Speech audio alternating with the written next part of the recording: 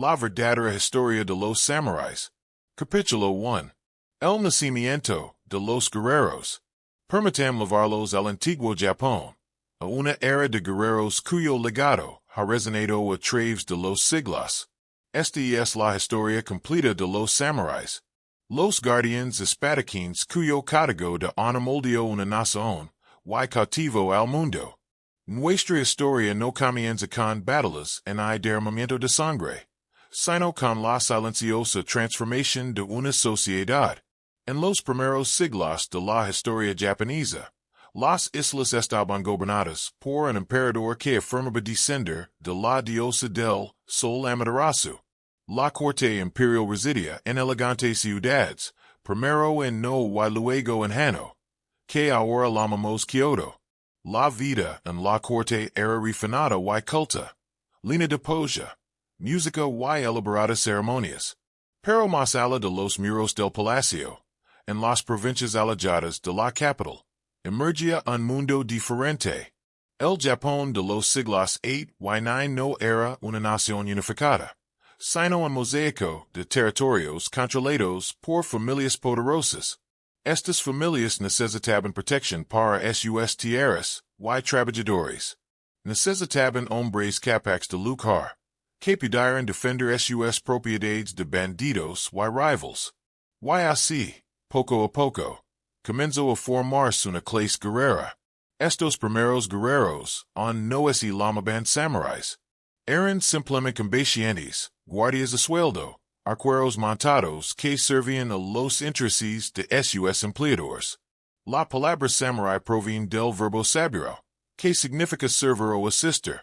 Esta etimología es crucial para comprender que eran realmente los samuráis. No eran caballeros independientes ni guerreros libres, sino servientes, hombres que dedicaban su vida al servicio de un amo. Esta relación entre señor y vasallo se convertiría en la base de la cultura samurai, definiendo su identidad durante siglos. En el siglo IX, a medida que el control del gobierno imperial se debilitaba sobre provincias lejanas, los terratenientes locales se volvieron más poderosos. Reunieron sus propios ejércitos privados, contratando guerreros hábiles para proteger sus intereses. Estas primeras bandas guerreras solían estar formadas por hombres rudos, más preocupados por la lucha práctica que por el honor o la cultura. Eran agricultores que sabían luchar, soldados que cultivaban los campos entre campanas, hombres de campo tanto como hombres de guerra. La transformación de guerreros a sueldo a una verdadera clase guerrera llevó generaciones. Ocurrió de forma gradual, casi imperceptible, a medida que ciertas familias se especializaban en la guerra, transmitiendo las habilidades de mariscal de padres a hijos. El clan Taira, en el oeste, y el clan Minamoto, en el este, se hicieron especialmente prominentes como familias militares. Estos clans proporcionaban guerreros a la corte imperial cuando era necesario, ganando prestigio y poder en el preciso. La corte imperial, aislada en su capital, dependía cada vez más de estas familias guerreras para mantener el orden en las provincias. Cuando estallaban rebeliones, cuando los bandidos amenazaban las rutas comerciales o cuando se enfrentaban facciones rivals, la corte recurría a los guerreros para restablecer la paz.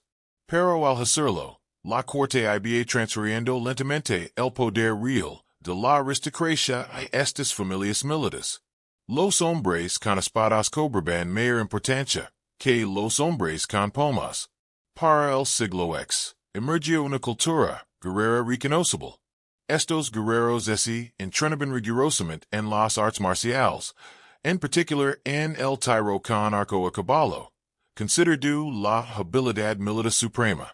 Desarrollaron un código de lealtad hacia sus amos, entendiendo que sus vidas y fortunas dependían de su fiel servicio. Comenzaron a verse diferentes tanto de los refinados cortesanos que los gobernaban como de los campesinos comunes que los gobernaban. Se estaban convirtiendo en una clase social diferenciada con valores y identidad propios. Los primeros guerreros levaban armaduras, heques de pequeñas placas de hierro o cuero unidas con cordones de colores. Esta armadura era flexible pero protectora, permitiendo a los arqueros montados moverse con libertad mientras se protegían de flechas y espadazos. Levaban largas espadas covas, arcos y flechas, y visas lanzas. Sus caballos eran más pequeños que los caballos de guerra europeos, pero robustos y bien entrenados, capaces de navegar por el terreno montañoso de Japón. Estos guerreros vivían según un código práctico que enfatizaba la lealtad, el coraje y la destreza como mariscales. El honor importaba, pero era principalmente una cuestión de reputación y posición social. El honor de un guerrero era el honor de su familia, y cualquier deshonra afectaba a todo su lineage. Este sentido colectivo del honor creaba fuertes vínculos dentro de los clanes y feroces rivalidades entre ellos. Los guerreros provinciales menospreciaban a los cortesanos de la capital, considerándolos débiles y decadentes. Los cortesanos, a su vez, consideraban a los guerreros bárbaros incultos, males necesarios y carentes de refinamiento. Este desprecio mutuo creó una tensión cultural que moldearía la historia japonesa durante siglos. La espada y la pluma, el poder militar y la sofisticación cultural querían por la supremacía en la sociedad japonesa. Pero el equilibrio estaba desviando en las provincias. Las familias guerreras acumulaban tierras, riquezas y seguidores leales. Formaban redes de obligations y servicio que operaban con independencia del gobierno imperial. Se estaban convirtiendo en un poder en sí mismas. El escenario estaba listo para que los guerreros pasaran de la periferia al centro de la vida japonesa, de servientes a gobernantes. El primer gran conflicto que demostraría el creciente poder de los guerreros vislumbraba los siglos pacíficos del periodo Han, cuando los aristócratas competían con la polla en lugar de con la espada. Estaban llegando a su fin. La era de los guerreros comenzaba, y con ella vendrían siglos de guerra, honor, tragedia, y la forja del espíritu samurái que definiría a Japón. Capítulo 2. La guerra genie.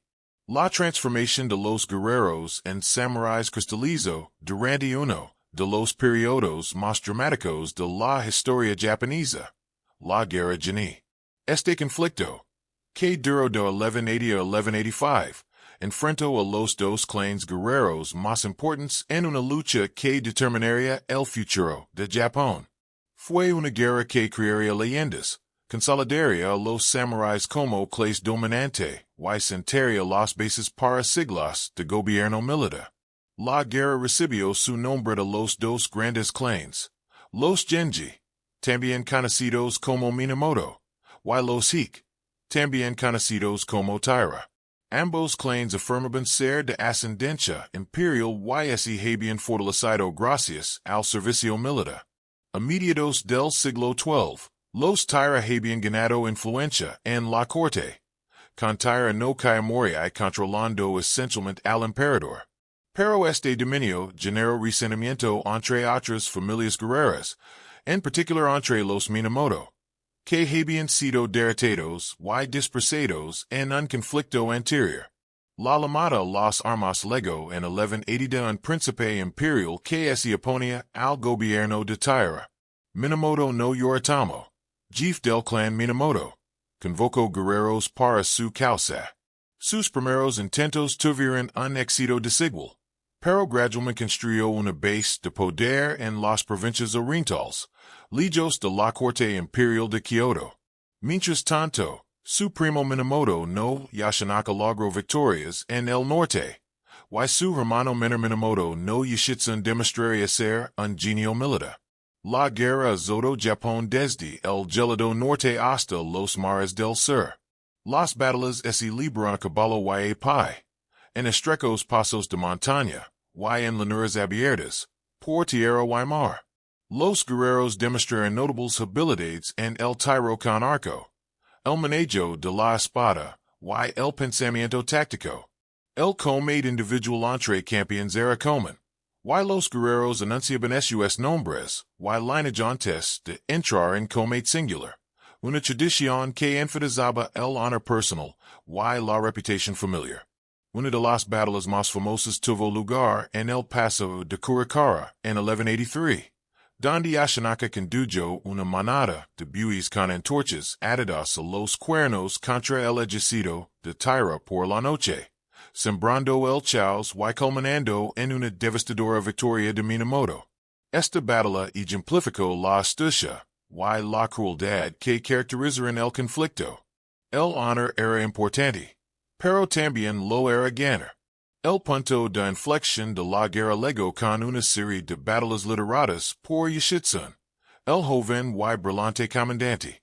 En Ichinoani, en 1184, lideró una audaz carga de caballería por una empanada ladera que los expertos militares habían considerado imposible, sorprendente y que derrotó a las fuerzas de Tierra. En Yashima, en 1185, dirigió un asalto anfibio que expulsó a los Tierra de su fortaleza. Estas victorias demostraron no solo valencia, sino también un pensamiento táctico innovador. La batalla final tuvo lugar en Dan Nura en 1185, un enfrentamiento naval en el estrecho entre Honu y Kyushu. La flota Minamoto, aunque inicialmente más pequeña, recibió refuerzos y cambió el curso de la batalla. Como la derrota era inminente, muchos guerreros y nobles de Tierra prefirieron la muerte a la captura. El joven emperador Entoku, un niño controlado por los Tierra, fue secuestrado por su abuelo y ahogado en el mar junto con las insignias imperiales. Esta trágica escena con nobles lanzandos a las olas se convirtió en una de las imágenes más conmovedoras de la historia japonesa. La guerra Geni fue más que un conflicto militar. Fue un punto de inflexión cultural que transformó a los guerreros en samuráis. La guerra dio lugar a historias que se contarían una y otra vez durante siglos, moldeando el ideal samurái.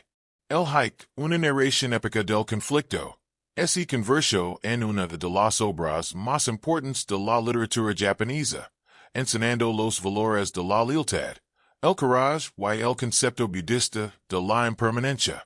La guerra enseñó lecciones sobre la lealtad y la traición.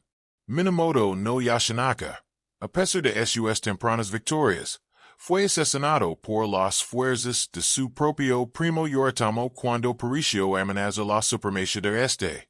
Yoshitsun, el mero de la guerra, finalmente se vio obligado a huir y suicidarse cuando su hermano Yoritomo lo vio como un rival. Estas tragedias ilustraron una dura realidad. En el mundo de los samuráis, incluso los lazos familiares podían romperse por necesidad política. El conflicto también demostró la importancia del arco. Si bien las espadas se convertirían posteriormente en el arma emblemática de los samuráis, en la guerra Geni, la arquería a caballo era suprema. Un arquero experto podía disparar flechas con precisión desde un caballo a galope tendido, alcanzando a los enemigos a distancia antes de acercarse al combate cuerpo a cuerpo. El entrenamiento para convertirse en un maestro arquero requería años de práctica. Comenzando en la infancia, se desarrollaba fuerza, coordinación y concentración.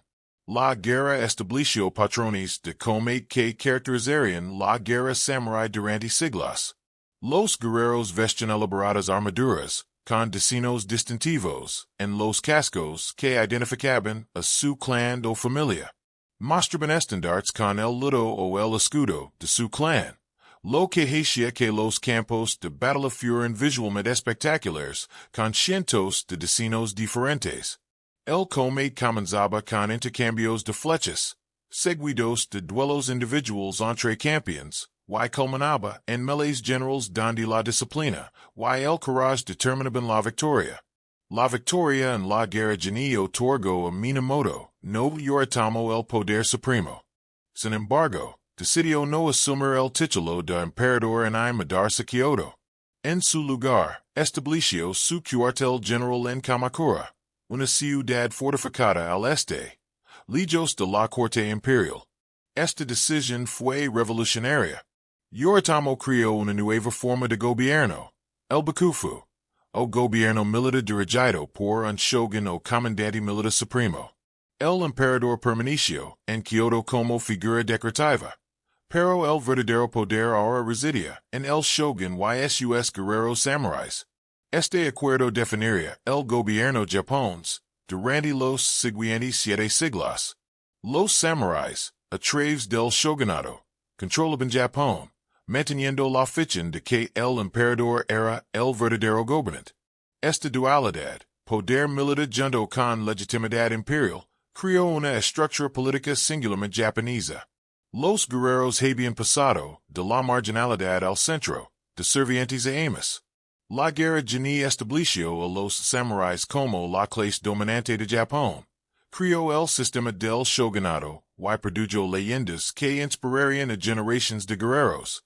Los valores demostrados en la guerra, la lealtad al señor, el coraje en la batalla, la destreza con las armas, y la aceptación de la muerte, se convirtieron en la base del bushido, el camino del guerrero, el código que guiaría a los samuráis durante siglos. Capítulo 3. El primer shogunato. Con el establecimiento del shogunato Kamakura en 1185, comenzó una nueva era en la historia japonesa. Por primera vez, los guerreros gobernaban no solo en sus propios dominios, sino en todo Japón. Los samuráis habían alcanzado la supremacía, y ahora necesitaban crear sistemas de gobierno que mantuvieran el orden y distribuyeran el poder equitativamente entre la clase guerrera. Minamoto no Yoritomo se enfrentaba a un delicado reto. Necesitaba recompensar a sus seguidores, mantener su lealtad y impedir que ningún guerrero o clan alcanzara el poder suficiente para desafiar su autoridad.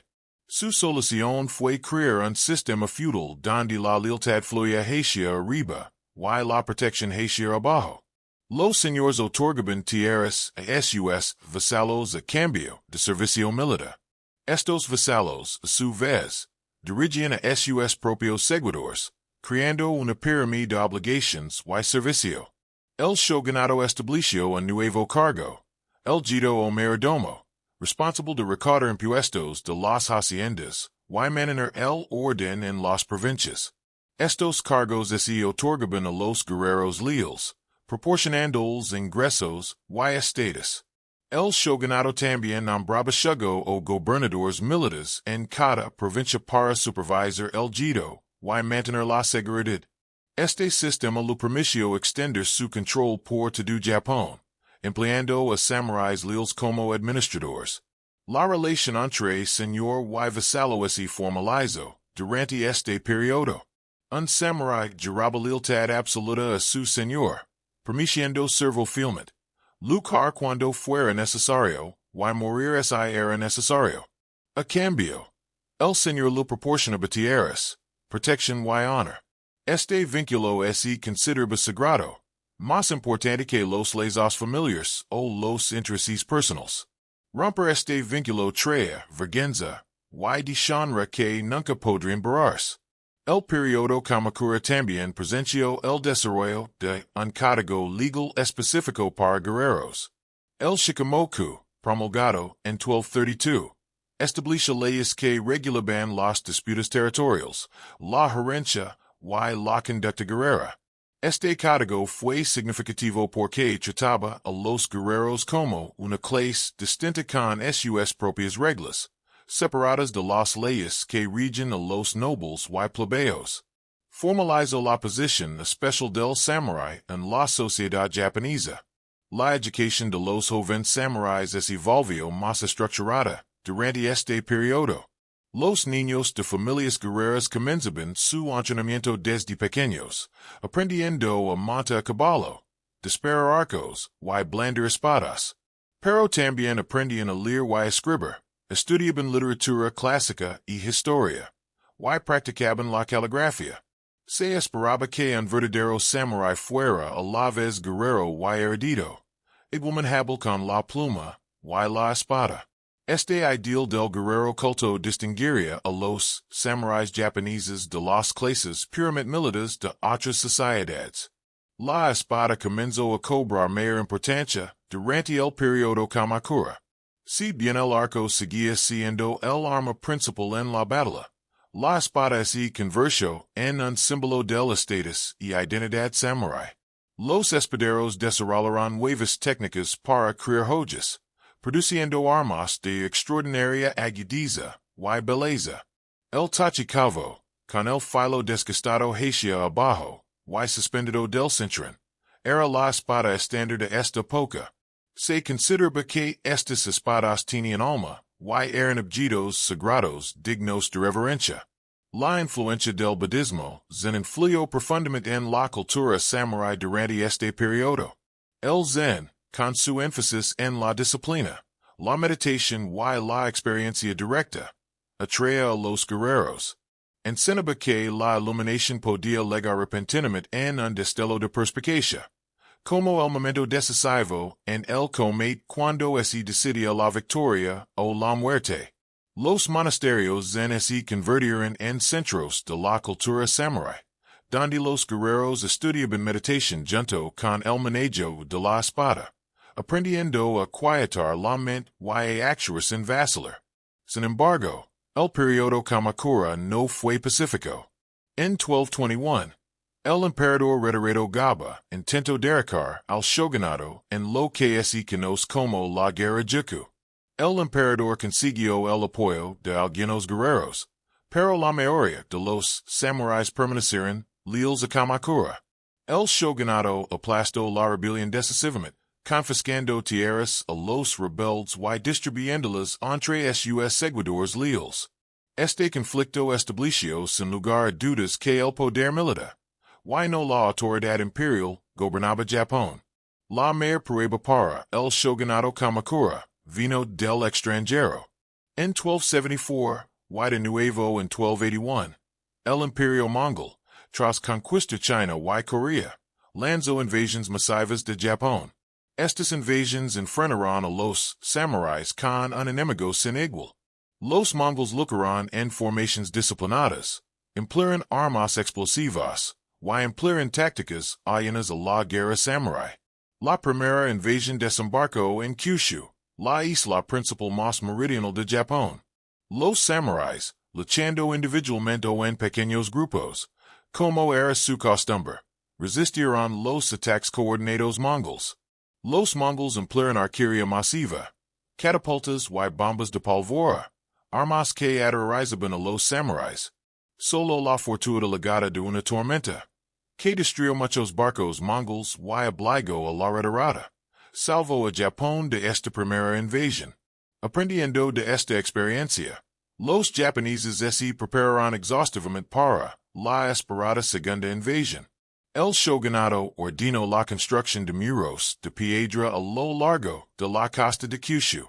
Los guerreros se entrenaron en nuevas tácticas para contrarrestar los métodos mongols.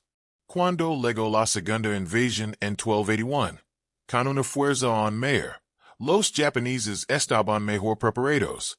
Las defensas costeras obstaculizaron los desembarcos mongols y las incursiones samuráis hostigaron a la flota invasora.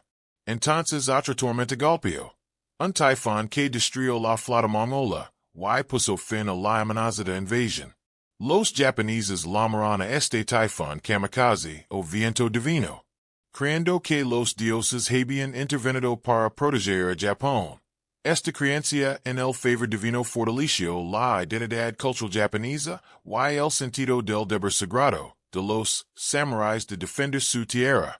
La exitosa defensa contra los mongols aumentó el prestigio de los samuráis y validó el gobierno del shogunato.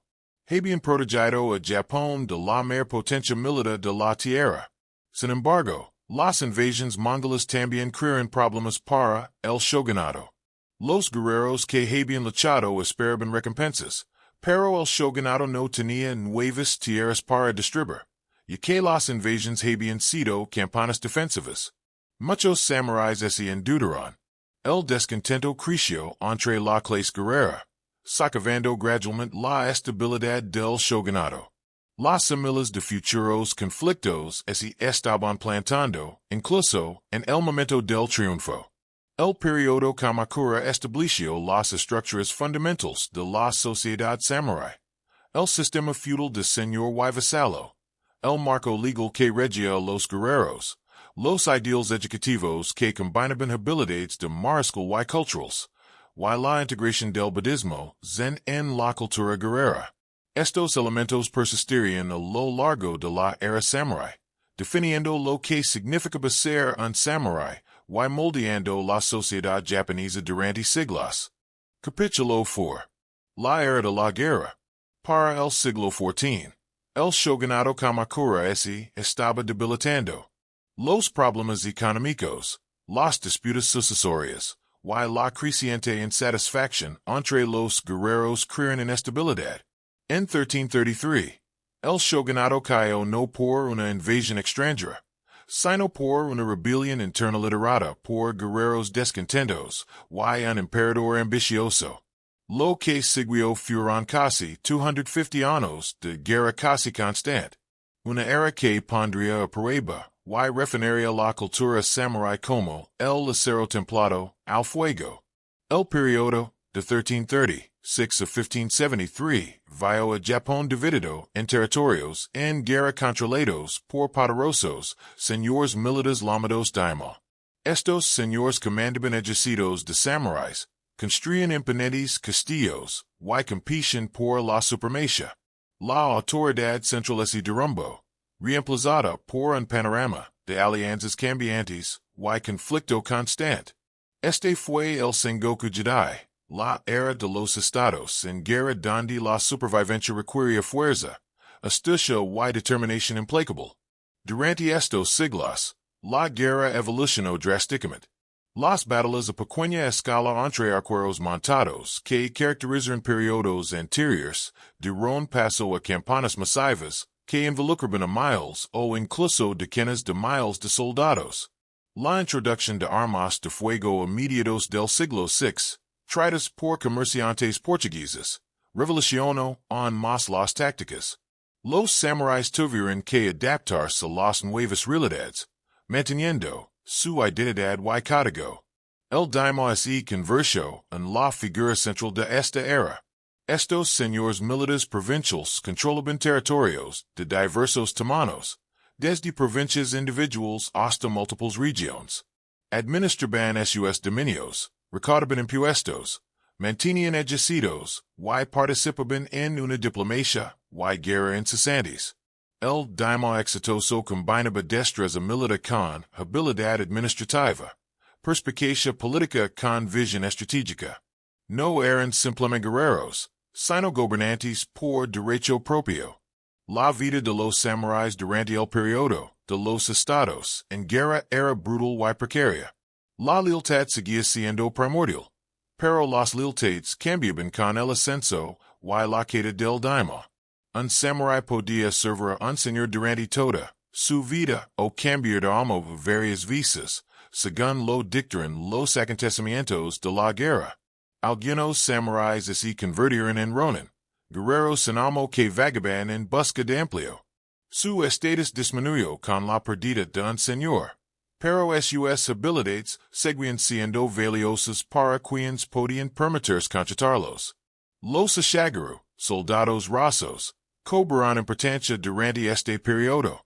Estos hombres no eran samuráis completos, sino que estaban entrenados en la guerra y equipados con lanzas, arcos y, finalmente, armas de fuego de mecha.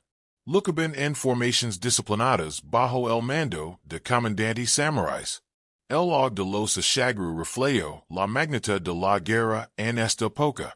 Las batallas requerían miles de soldados, más de los que la clase samurai por sí sola podía proporcionar. La construcción de castillos se convirtió en una preocupación importante del daimyo durante este periodo.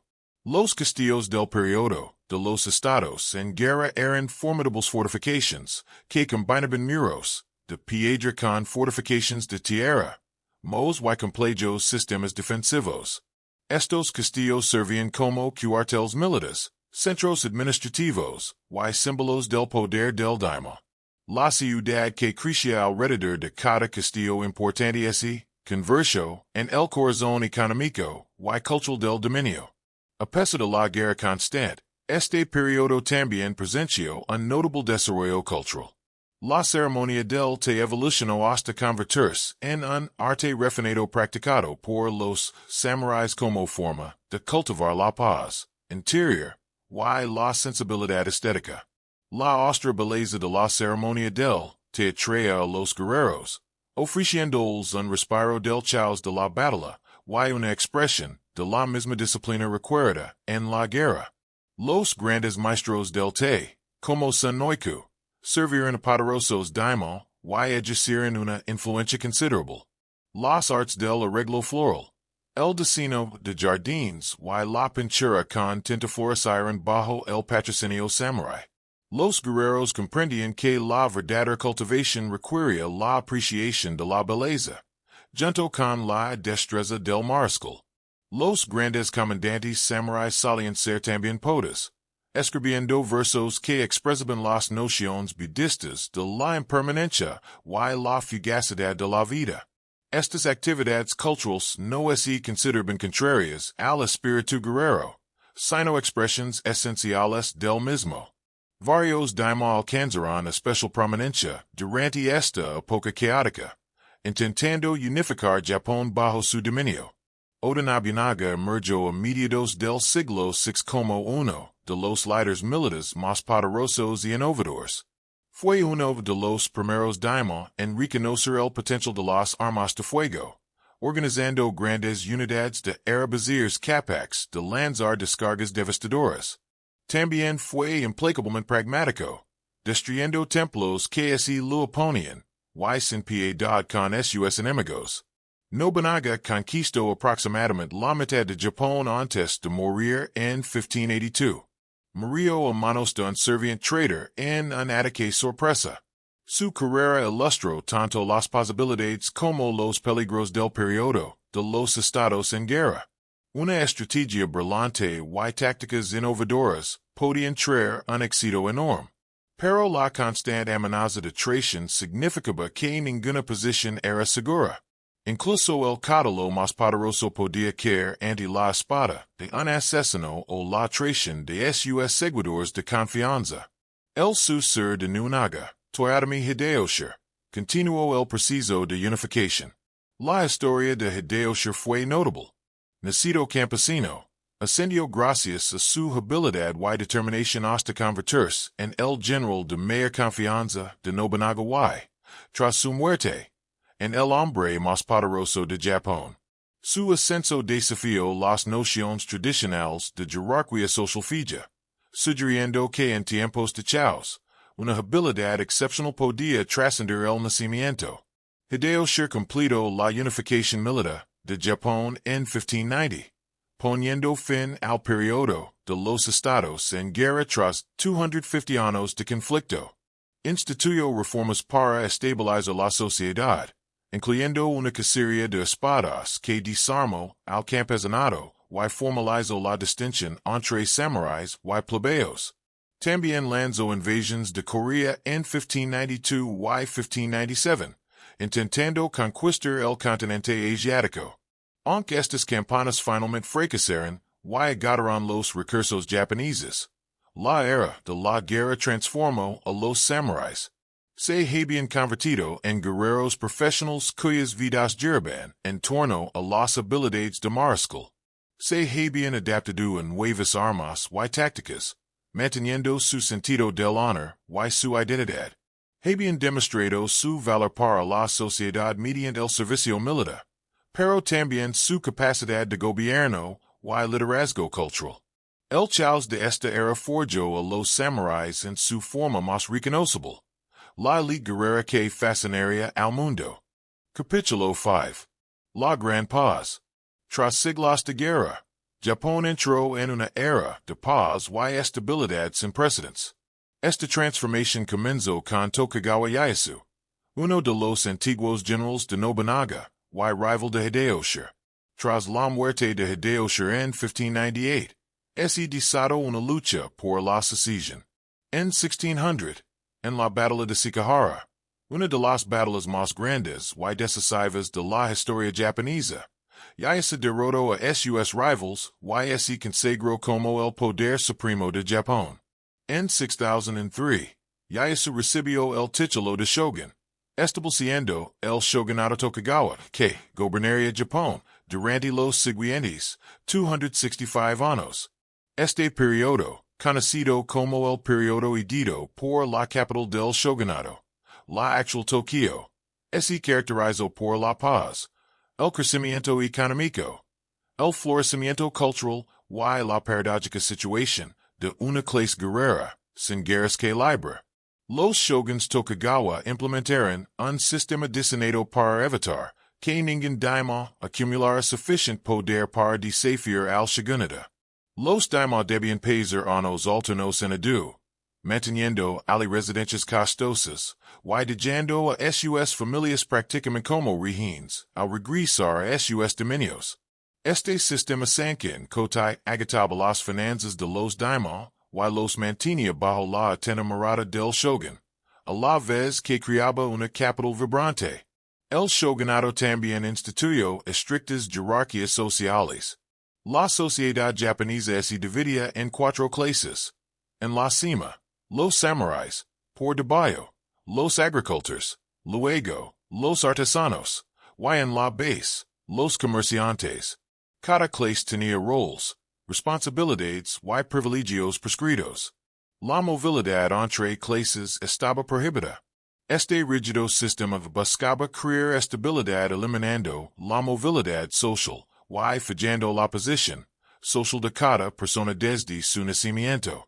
Para los samuráis, el periodo Edo presentó una profunda crisis de identidad.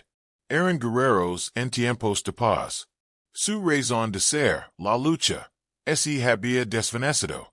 Sin embargo, seguían siendo la clase dominante, apoyados por los estipendios de sus señores, ocupando cargos administrativos, y manteniendo su estatus mediante privilegios hereditarios.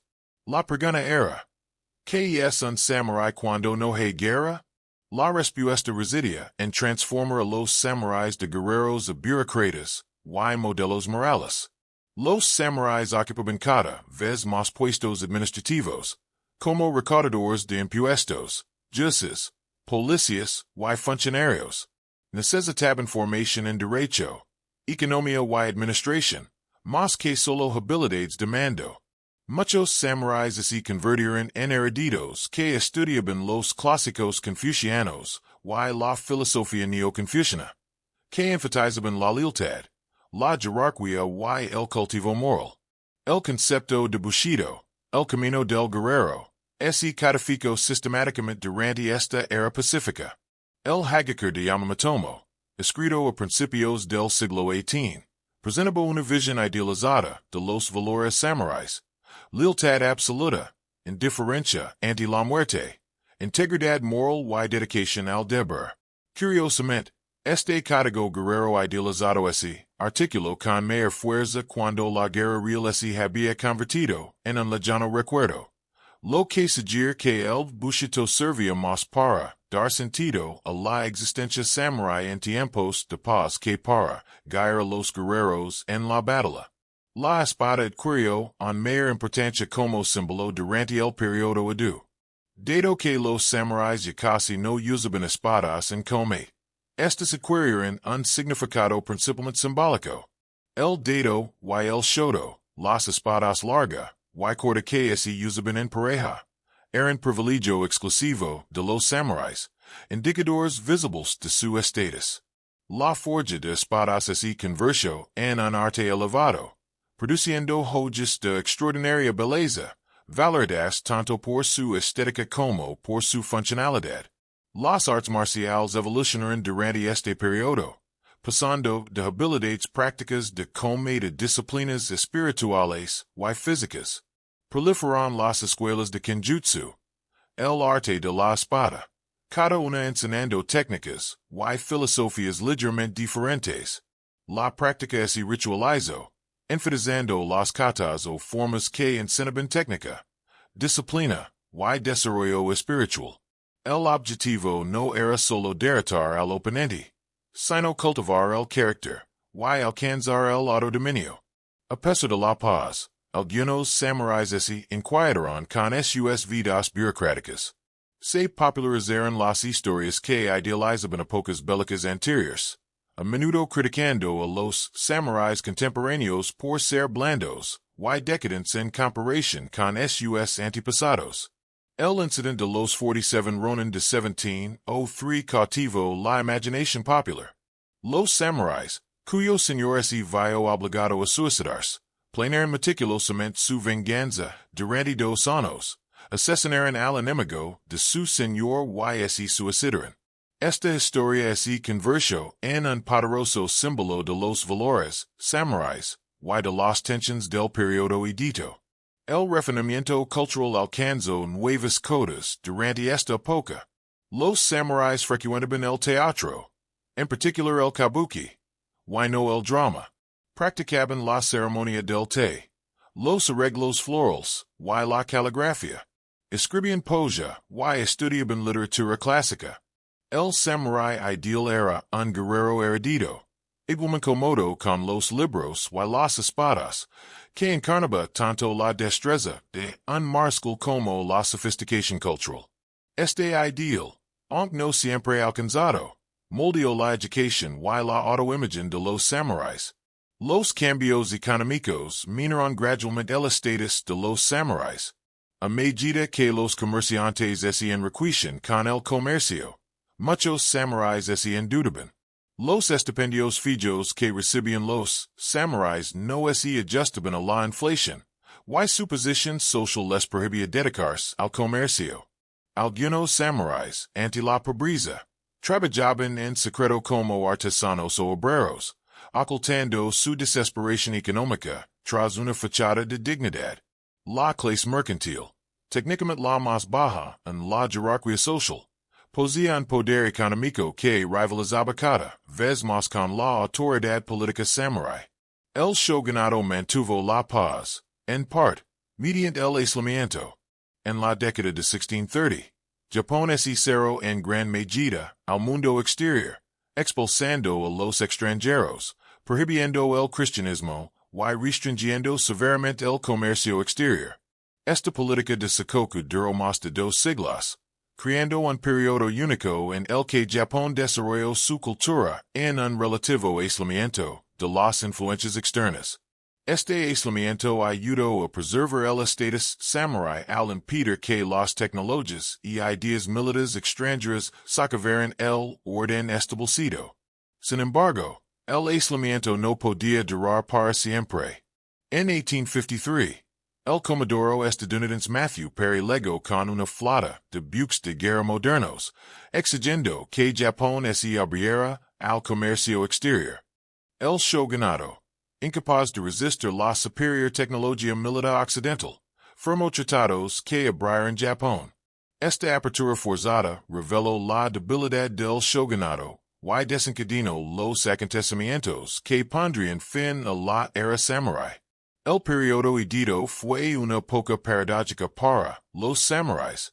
Disfrutaban de paz y prosperidad, pero su propósito fundamental se había evaporado. Eran una clase guerrera que no luchaba, manteniendo su identidad mediante símbolos, burocracia y códigos idealizados. Este periodo refinó y romantizó la cultura samurái, creando la imagen del samurái que fascinaría a las generaciones futuras, a la vez que marcó el principio del fin de la propia clase samurái. Capítulo 6. El camino de la espada. La espada, la katana, se convirtió en el alma del samurái. Ninguna otra arma tuvo tanta importancia, encarnando el espíritu, el honor y la identidad del guerrero. Para comprender al samurái, es necesario comprender su relación con la espada, un vínculo que trascendía la mera utilidad para convertirse en algo cercano a lo sagrado. Los espaderos japoneses elevaron la fabricación de cuchillas a un arte sin igual en el mundo. El preciso de creación de una katana lavaba semanas o incluso meses, y implicaba elaborados rituals y técnicas precisas transmitidas de generación en generación. El guerrero comenzaba fundiendo arena de hierro, la fuente tradicional del acero japonés, en un horno tártaro. Esto produce dos tipos de acero: acero duro con alto contenido de carbono para el filo y acero blando con bajo contenido de carbono para el núcleo de la hoja. El guerrero doblaba el acero repetidamente, a veces dezenas de veces, calentándolo, martilleándolo y doblándolo para crear capas que le daban a la hoja resistencia y flexibilidad. El acero duro formaba el filo, mientras que el acero más blando formaba la estructura y el núcleo, creando una hoja que podía mantener un filo afilado al doblarse en lugar de romperse bajo tensión. Esta estructura laminada era una maravilla metalúrgica que resolvía los problemas con los que los espaderos europeos lucharon durante siglos. Tras dar forma a la hoja, el guerrero aplicaba arcilla a su superficie siguiendo un patrón específico, más grueso en el lomo, y más fino en el filo. Al calentar, y templa la hoja en agua, el enfriamiento diferencial creaba el jamen, la línea visible de temple que distinguía el filo más duro del lomo más blando. El jamen de cada guerrero era único, como una firma. La hoja era pulida durante semanas por pulidores especializados, revelando la belleza del acero y perfeccionando el filo. La katana terminada era tanto una obra de arte como un arma.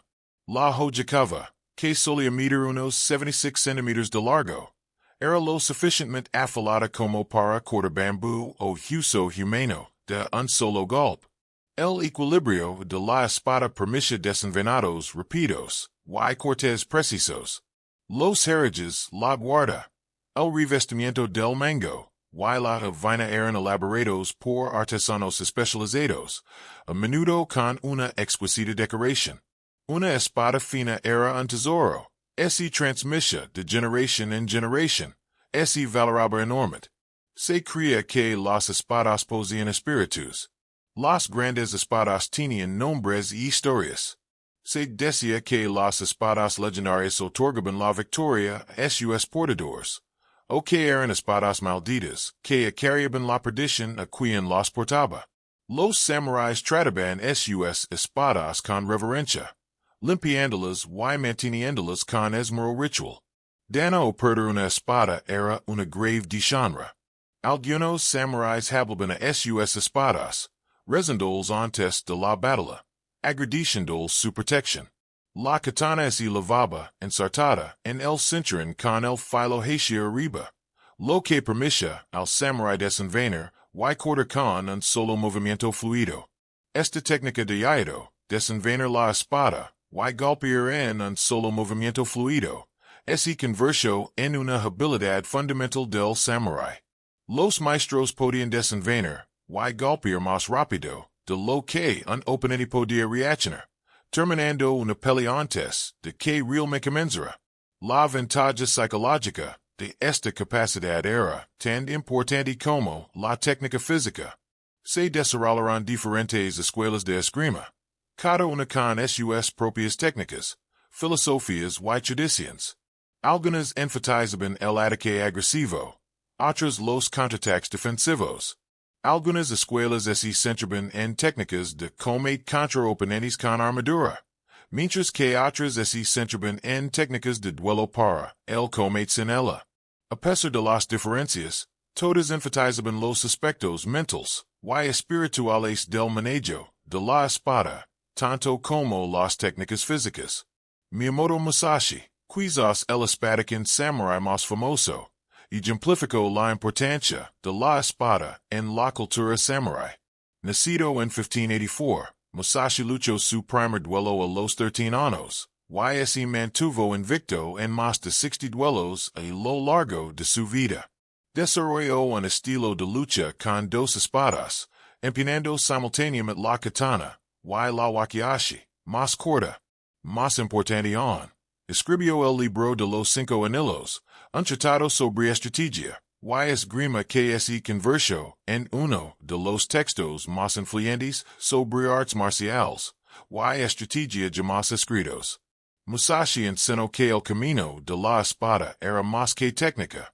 Requería una concentración total, eliminando todas las distractions y miedos. Un espadachín debe estar presente en el momento, sin anticipar el futuro y obsesionarse con el pasado. La mente debe ser como el agua en calma, capaz de reflejar la realidad con claridad, y responder instantáneamente a las circunstancias cambiantes. Este enfoque de influencias en converso la esgrima en una práctica espiritual tanto como una habilidad de mariscal. Los duelos se formalizaron durante el periodo edito. Los samuráis podían retarse entre sí para resolver disputas, poner a prueba sus habilidades o defender el honor. Estos duelos seguían estrictos protocolos en cuanto a tiempo, lugar y testigos. Ambas partes podían morir, ambas podían vivir, o una podía vencer decisivamente a la otra. La intensidad psicológica del duelo, enfrentándose a la muerte solo con habilidad y voluntad, entre la supervivencia y la aniquilación, ponía a prueba el carácter y el entrenamiento de un samurái.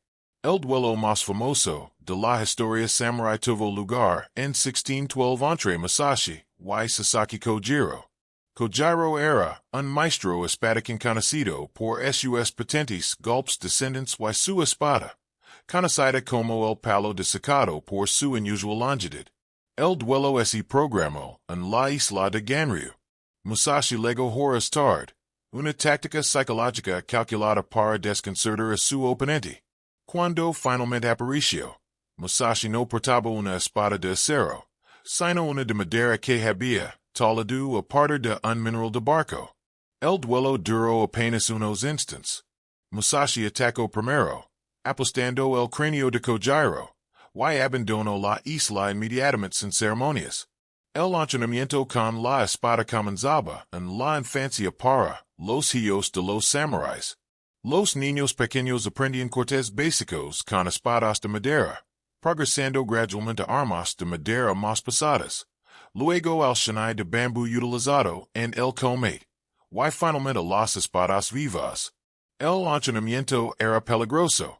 Las lesiones eran comunes, y ocasionalmente se producen muertes durante el entrenamiento. Pero este peligro es considerable necesario. Un samurái debía sentirse cómodo con la espada, convertirla en una extensión de su cuerpo, ser capaz de usarla instintivamente bajo presión.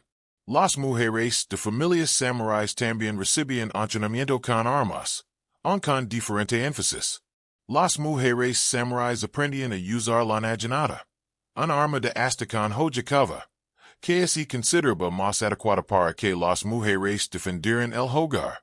Algunas mujeres alcanzaban una habilidad considerable y, en circunstancias extremas, luchaban junto a los hombres para defender sus hogares y familias.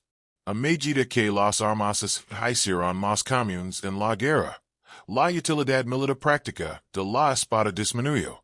Las balas mataban independientemente de la habilidad con la espada. Sin embargo, la importancia simbólica de la espada solo aumentó. La espada representaba los valores samuráis, el honor, la habilidad, la tradición y la disposición a participar en el combate personal. Incluso cuando las espadas se volvieron obsoletas en los campos de batalla, siguieron siendo esenciales para la identidad samurái. La reverencia por las espadas reflejaba valores estéticos japoneses más profundos, la apreciación por la artesanía, el reconocimiento de lo espiritual en el material y la comprensión de que la belleza y la función podían unificarse. Una espada no era solo una herramienta para matar, sino una expresión del espíritu del guerrero, el alma del guerrero, y los valores culturales que definían lo que significaba ser samurái.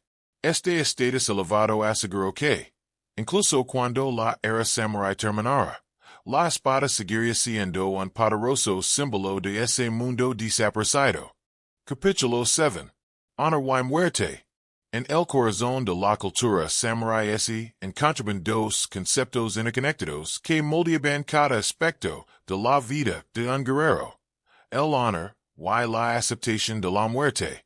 No se trataba de ideas filosóficas abstractas, sino de realidades prácticas que rigen el comportamiento diario, influyen en decisiones importantes y, en última instancia, definían lo que significaba ser samurái. El honor, o meo, era la base de la identidad de un samurái. Se ganaba mediante el servicio leal, el coraje en la batalla, y la conducta correcta en todas las situaciones. Pero el honor era frágil, y se ganaba fácilmente por el fracaso, la derrota o el comportamiento inapropiado. Un samurái sin honor era peor que muerto. Era una carga vergonzosa para su familia y su clan, indigno de respeto y recuerdo. El honor de un samurái no era puramente individual, sino colectivo. Sus acciones se reflejaban en toda su familia, su señor y su clan. El éxito traía gloria a todos. El fracaso, vergüenza a todos.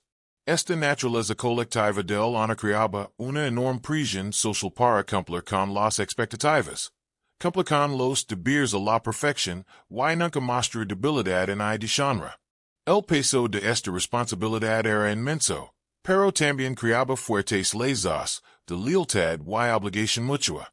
La disposición a morir es considerable la prueba definitiva de la dedicación y el honor de un samurái. Yamamoto Sundamo escribió en el Hagakure que el camino del samurái encuentra en la muerte.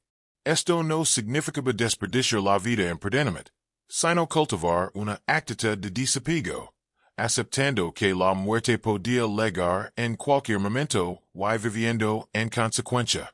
Un samurái que temía a la muerte de daba en la batalla, faltaba al deber y se desenraba a sí mismo y a su señor. Esta aceptación de la muerte se basaba, en parte en las creencias budistas, sobre la impermanencia de todas las cosas. La vida era fugaz, la muerte inevitable. El apego a la vida causaba sufrimiento. Era mejor aceptar la certeza de la muerte y vivir plenamente cada momento que aferrarse desesperadamente a una existencia temporal. Esta filosofía ayudaba a los samuráis a afrontar el peligro con serenidad, tratando la muerte como una transición natural en lugar de algo a lo que temer. Cuando un samurái incumplía su deber o se desenraba, una forma de restaurar su honor era mediante el seppuku, el suicidio ritual, mediante el destripamiento. Esta práctica, también conocida por el término más coloquial harakiri, era un ritual altamente formalizado que demostraba coraje y restauraba el honor mediante el dolor y la dignidad de la muerte autoinfligida. El seppuku no era una forma de escapar del deshonor, sino una forma de asumir la responsabilidad de demostrar que, incluso en el fracaso, se mantenía la disciplina y el coraje propios de un samurái. El ritual del seppuku seguía protocolos precisos. El samurái, vestido con ropa ceremonial blanca, se arrodillaba en posición formal. Escribía un poema fúnebre expresando sus últimos pensamientos y emociones. Cuando estaba listo, tomaba una joya corta y cortaba horizontalmente su abdomen, luego hacia arriba, creando una herida en forma de cruz. Esto era terriblemente doloroso, y la compostura del samurái durante esta prueba demostraba su coraje. Para evitar un sufrimiento prolongado, un asistente de confianza realizaba el kaishaku, decapitando al samurái de un golpe de espada, idealmente dejando una pequeña tira de carne para que la cabeza no rodara. No todos los casos de seppuku eran para expiar un fracaso. Algunos samuráis lo realizaban para seguir a su señor en la muerte, una práctica llamada junshur. Cuando un señor moría, sus leales sirvientes podían suicidarse para demostrar su devoción y continuar sirviendo en el más allá. Si bien esta práctica fue desaconsejada y finalmente prohibida por el shogunato Tokugawa, continuó ocurriendo ocasionalmente, especialmente tras la muerte de señores particularmente venerados. El sepulcro también podía emplearse como una forma de pena capital, preservaba el honor del condenado, en lugar de ser ejecutado como un delincuente común. Un samurái así lo podía ordenar que cometiera sepulcro, permitiendo morir por su propia mano con dignidad. Esta forma de ejecución reconoce el estatus del samurái, incluso en el castigo, manteniendo la distinción entre guerrero y plebeo, incluso en la muerte. El seppuku masivo más famoso de la historia japonesa tuvo lugar en 1868, al final del periodo Tokugawa. Tras la caída del shogunato, algunos guerreros leales se negaron a aceptar el nuevo orden. En la batalla de Hakodate, la última gran batalla de la guerra, los guerreros derrotados cometieron seppuku en grupo, en lugar de rendirse. Su acto final expresó su lealtad al shogunato y su negativa a comprometer sus principios, incluso en la derrota. El honor se extendía más allá de la conducta personal y abarcaba las interacciones sociales. Los samuráis seguían elaborados códigos de etiqueta que rigen como dirigirse a superiores, iguales y inferiores. El incumplimiento de la etiqueta adecuada podía ser motivo de duelo. El concepto de salvar las apariencias, evitando la vergüenza pública, era primordial. Un samurái podía pasar por alto un deseo privado, pero así sencha obligado a responder violentamente ante una deshonra pública. La venganza así consideraba no solo aceptable, sino obligatoria en determinadas circunstancias. Si el señor o un familiar de un samurái moría injustamente, vengar esa muerte así conversa en un deber sagrado. La vendetta o katakuchi fue legalmente reconocida durante la mayor parte de la era samurái. Llevar a cabo una venganza exitosa restauraba el honor familiar y demostraba lealtad y valencia. La historia de los 47 Ronin mencionada anteriormente ejemplifica este principio. Estos samuráis en amo dedicaron 2 años a preparar su venganza, sacrificándolo todo para restaurar el honor de su señor fallecido, y luego aceptaron la ejecución por sus acciones, pues habían cumplido con su deber. Sin embargo, el honor también podía atrapar a los samuráis en situaciones imposibles. Las lealtades en conflicto podían crear dilemas donde cualquier acción conllevaba deshonra. Un samurái podía tener que elegir entre obedecer a su señor y proteger a su familia, entre seguir órdenes y mantener principios morales. Estas trágicas decisiones aparecen con frecuencia en la literatura y el teatro samurái, reflejando las auténticas complejidades éticas que enfrentaban. El énfasis en el honor y la aceptación de la muerte creaban guerreros formidables en la batalla. Los samuráis luchaban con una valencia extraordinaria porque la muerte era preferable a la deshonra. Mantenían la disciplina bajo presión, porque perder la compostura era vergonzoso. Perseveraban ante las dificultades, porque la resistencia demostraba carácter. Estas cualidades convertían a los samuráis en guerreros eficaces, pero también conllevaban un tremendo costo psicológico. Los estudiosos modernos debaten cuántos samuráis vivían realmente de acuerdo con estos ideales y cuántos no lo hacían. Probablemente la mayoría de los samuráis, al ser humanos, luchaban contra el miedo, la duda y el egoísmo como cualquier otra persona. Pero los ideales en sí mismos eran poderosos y moldeaban el comportamiento incluso cuando no se alcanzaban a la perfección. Reclamar el estatus de samurái significaba aspirar estos valores, comparar con ellos y aceptar el juicio según sus estándares. La interrelación del honor y la muerte confería a la cultura samurái su carácter distintivo. La vida era valiosa precisamente porque podía sacrificarse por el honor. La muerte cobraba significado cuando demostraba lealtad y valencia. Esta relación paradójica, valorar la vida aceptando la muerte, crió guerreros capaces de afrontar el peligro con serenidad, a la vez que cultivaban una sensibilidad refinada en tiempos de paz.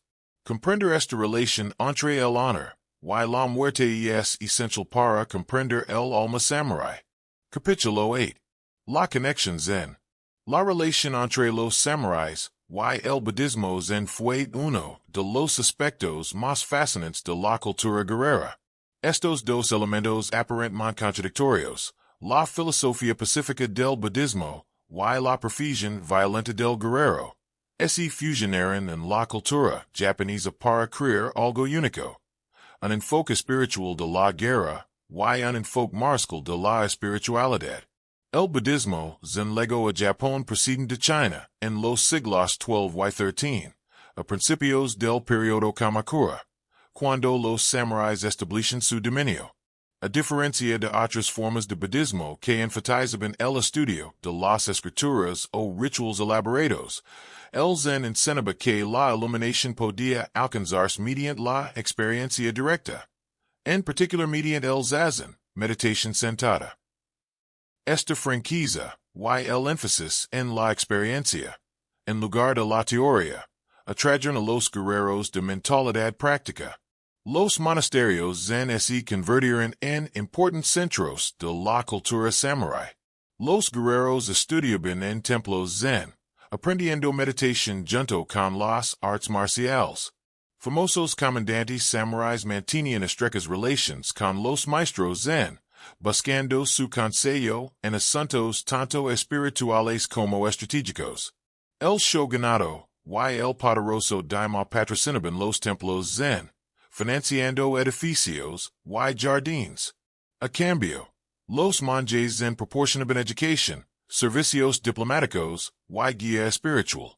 ¿Qué encontraron los samuráis en el zen? En primer lugar, un método para desarrollar la disciplina mental. La meditación enseñaba a los guerreros a controlar sus pensamientos, a calar el parlodio mental y a mantener la calma bajo presión. En la batalla, un momento de vacilación o distracción podía significar la muerte. La meditación zen entrenaba la mente para permanecer concentrada, para observar sin dejarse abrumar por la emoción y para actuar con decisión y sin reflexionar. Esta disciplina mental era tan importante como la habilidad física en el come. El zen también enseñaba el concepto de movimiento o ausencia de mente, un estado en el que la mente actúa sin pensamiento consciente, respondiendo espontáneamente a las circunstancias. Este estado era el objetivo del entrenamiento en artes marciales. Un espadachín que tuviera que pensar en sus técnicas sería demasiado lento. Debía reaccionar instintivamente, moviendo su cuerpo antes de que su mente pudiera deliberar. La meditación zen ayudaba a los guerreros a desarrollar esta capacidad de acción irreflexiva. El concepto zen de la impermanencia resonó profundamente en los guerreros que se enfrentaban a la muerte con regularidad. El zen enseñaba que todo es temporal y que el apego a cualquier cosa, incluida la vida misma, causa sufrimiento. Para los samuráis, esta enseñanza reforzaba su necesidad de aceptar la muerte. Si todo es impermanente, la muerte no es una tragedia, sino un acontecimiento natural. Esta aceptación permitía a los guerreros afrontar la batalla con ecuanimidad, sin cortejar imprudentemente a la muerte ni aferrarse desesperadamente a la vida. Los principios zenestésicos influyeron profundamente en la cultura samurái. El zen valoraba la simplicidad, la naturalidad y la sutil elegancia por encima de la ostentación. La ceremonia del té, con su austera belleza, y su énfasis en la atención plena a las acciones sencillas, encarnaba estos principios. Los jardines de rocas, con su cuidadosa disposición de piedras, y grava brillante que evocaba agua y montañas, expresaban significados complejos a través de elementos mínimos. La pintura tinta, con pinceladas sencillas para capturar la esencia de los siglos, demostraba cómo menos podía ser más. Estos principios estéticos se alineaban bien con los valores guerreros. Tanto el zen como el bushido enfatizaban la disciplina, la moderación y el dominio de los fundamentos por encima de la técnica ostentosa. Un corte de espada perfecto, como una pincelada perfecta, era el resultado de años de práctica, logrando la simplicidad mediante la maestría.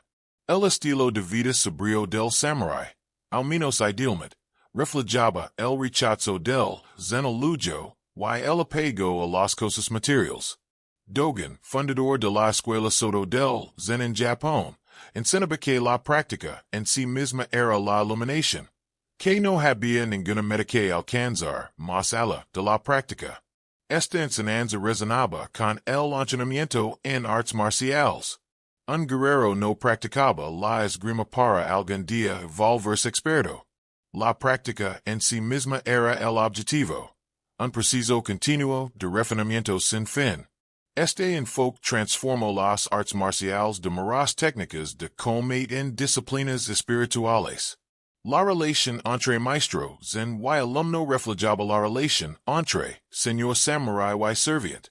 Ambos enfatizaban la obediencia absoluta, la autodisciplina, y la subordinación del ego individual. El entrenamiento zen podía ser severo, con maestros golpeando físicamente a los alumnos o sometiéndolos a monedas aparentemente imposibles, acertijos paradójicos diseñados para cortocircuitar el pensamiento lógico y forzar una comprensión profunda.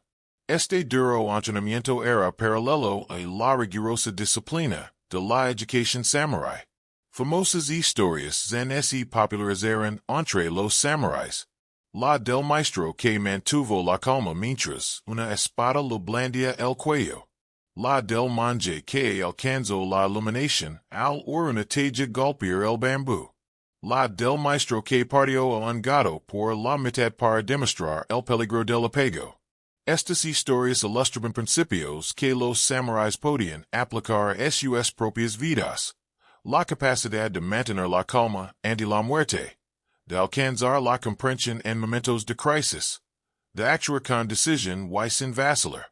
Estas eran habilidades valiosas para los guerreros. Sin embargo, debemos reconocer que la asociación del zen con los guerreros era controvertida. El budismo enseña fundamentalmente la no violencia y la compasión. ¿Cómo podían los monjes budistas apoyar a guerreros cuya profesión era matar? Esta contradicción se resolvió en parte mediante las doctrinas budistas del karma y el deber. Un samurái que mataba en batalla cumplía con su rol social, su dharma. Si lo hacía sin odio ni apego, si lo hacía por deber y no por sed de sangre, entonces el karma no tenía por qué ser terrible. Este razonamiento permitía a los samuráis verse a sí mismos como fieles al budismo a pesar de su violenta profesión. Algunos eruditos modernos critican esta conciliación por corromper tanto el zen como la vocación guerrera. Argumentan que los maestros zen comprometieron los principios budistas al apoyar la violencia, mientras que los samuráis lo usaron para justificar el asesinato. Esta crítica tiene fundamento. Sin embargo, debemos comprender el contexto histórico. Los samuráis existen y mataban independientemente de las enseñanzas budistas. Si el zen podía moderar la violencia de los guerreros, hacerlos más controlados y menos crueles, quizás valiera la pena, aunque filosóficamente problemático. La influencia zen en la cultura samurai produjo logros culturales notables. La ceremonia del té, el teatro, la pintura con tinta, la poesía, la caligrafía, el diseño de jardines, todas estas artes fueron practicadas y refinadas por los samuráis bajo su influencia. Estas prácticas no eran meros pasatiempos, sino parte integral de la identidad samurái. Un verdadero samurái cultivaba la belleza junto con la destreza del mariscal, creando una cultura guerrera única en la historia mundial por su sofisticación estética. La relación entre el zen y la cultura samurai demuestra cómo las enseñanzas espirituales pueden adaptarse a las circunstancias sociales. Como el guerrero y el monje pudieron encontrar puntos en común a pesar de las aparentes contradicciones. Esta síntesis generó tanto logros profundos como compromisos problemáticos. La belleza y la violencia emergen de la misma matriz cultural. Comprender esta compleja relación es esencial para comprender tanto el budismo zen en Japón como el estilo de vida de los samuráis. Capítulo 9. Mujeres de la clase guerrera. Si bien la cultura samurai era predominantmente masculina, las mujeres de la clase guerrera desempeñaron roles cruciales que a menudo se han pasado por alto o idealizado, trascendiendo la realidad histórica. Para comprender plenamente la era samurai, debemos examinar las vidas de estas mujeres, su educación, responsabilidades y cómo se desenvolvieron en un sistema social que las limitaba y dependía de ellas. Se esperaba que las mujeres nacidas en familias samuráis encarnaran las virtudes propias de su posición social, lealtad, obediencia y servicio. Pero a diferencia de las mujeres de otras clases, las mujeres samuráis también recibían entrenamiento militar. Desde la infancia, las hijas de los samuráis aprendían a manejar la naginata, un arma de astacán hojicava, considerada el arma apropiada para las mujeres. Este entrenamiento tenía fines prácticos.